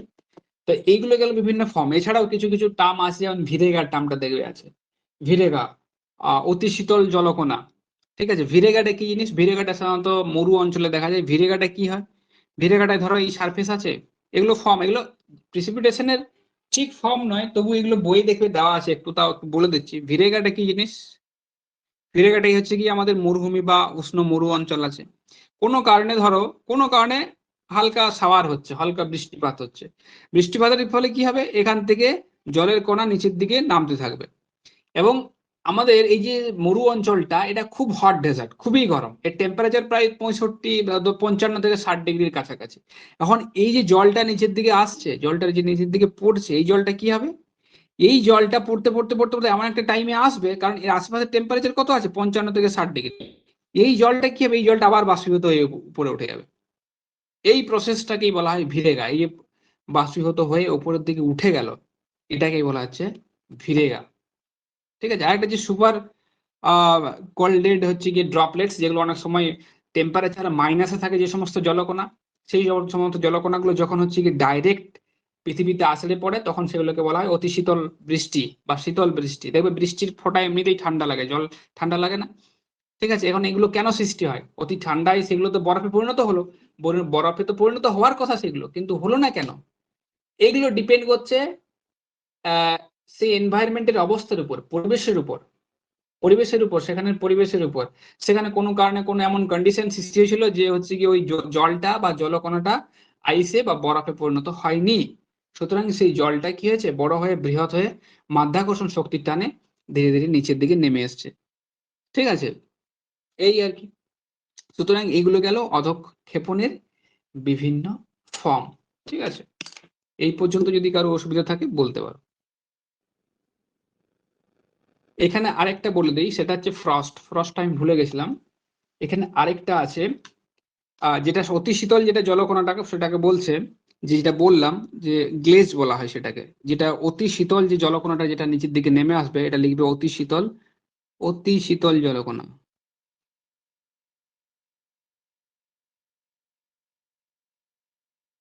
অতি শীতল জলকণাকে গ্লেজ বলা হয়। আর একটা আছে ফ্রস্ট। ফ্রস্ট কি? ফ্রস্ট মনে রাখবে আমাদের যে সারফেসের, ভূপৃষ্ঠের যে সারফেস আছে সেই সারফেসের টেম্পারেচার যদি 0 ডিগ্রির কাছাকাছি হয়ে যায়, তাহলে মনে রাখবে যদি আমাদের সারফেসের টেম্পারেচার, এই আমাদের সারফেস আছে, এই সারফেসের টেম্পারেচার যদি 0 ডিগ্রির কাছাকাছি হয়ে যায়, তাহলে এই সারফেসটা জমে যাওয়ার টেন্ডেন্সি থাকে, ফ্রস্ট হয়ে যায়। ফ্রস্ট মানে কি? তুই ফ্রস্ট হয়ে গেছিস, তুই জমে গেছিস। ঠিক আছে, ফ্রস্ট মানে হচ্ছে জমে যাওয়া, মানে জলটা জমে বরফে পরিণত হয়। এখানে কি হবে? এখানে সারফেসের যে সমস্ত ওয়াটার গুলো থাকবে বা তোমার ক্যাপিলারি ওয়াটার গুলো থাকবে, সেগুলো আস্তে আস্তে ট্রেন্ড থাকবে যে জমে জলে পরিণত হতে, এই সরি জমে বরফে পরিণত হতে। এই ঘটনাটাকে বলা হচ্ছে ফ্রস্ট। মানে সারফেসের টেম্পারেচার যখন 0 ডিগ্রির কাছাকাছি হয়ে যায় এবং মাটি খুব শীতল হয়ে যায়, খুব ঠান্ডা হয়ে যায়, মানে 0 ডিগ্রি মানে বুঝতে পারছো তো, মাটি খুব ঠান্ডা হয়ে যায়। এরকম অবস্থায় কি হয়? এরকম অবস্থায় কিন্তু ফসলের অনেক ক্ষতি হয়। ঠিক আছে, এই অবস্থাতে তোমাকে কি করতে হবে? এই অবস্থাতে যদি দেখো যে এরকম ফ্রস্টের কন্ডিশন আছে, সেই কন্ডিশনে তোমাদেরকে কি করতে হবে? সেই কন্ডিশনে গরম জলের বা নর্মাল যে ওয়াটার আছে সেই নর্মাল ওয়াটারের জলসেচ করতে হবে যদি কোথাও ফসল কেউ লাগিয়ে থাকে। ঠিক আছে, বা গরম জলের প্রবাহ বা ইরিগেশন করতে হবে। ঠিক আছে, এটা গেল ফ্রস্ট। ফ্রস্ট হলে কি লিখবে? যে ভূপৃষ্ঠের তাপমাত্রা যখন 0 ডিগ্রি হয়ে যায়, তাপমাত্রা যখন 0 ডিগ্রি হয় না, টেম্পারেচার যখন 0 ডিগ্রির কাছাকাছি হয়ে যায়, তখন মাটি খুব ঠান্ডা হয়ে যায় এবং মাটির হচ্ছে কি তোমার যে জলকণাগুলো সেগুলো ট্রেন্ড থাকে হচ্ছে কি তোমার বরফে পরিণত হতে। ঠিক আছে, এই ইনসিডেন্টটাকেই বলা হয় ফ্রস্ট। ঠিক আছে, তাহলে বলো যদি কারো কিছু অসুবিধা আছে।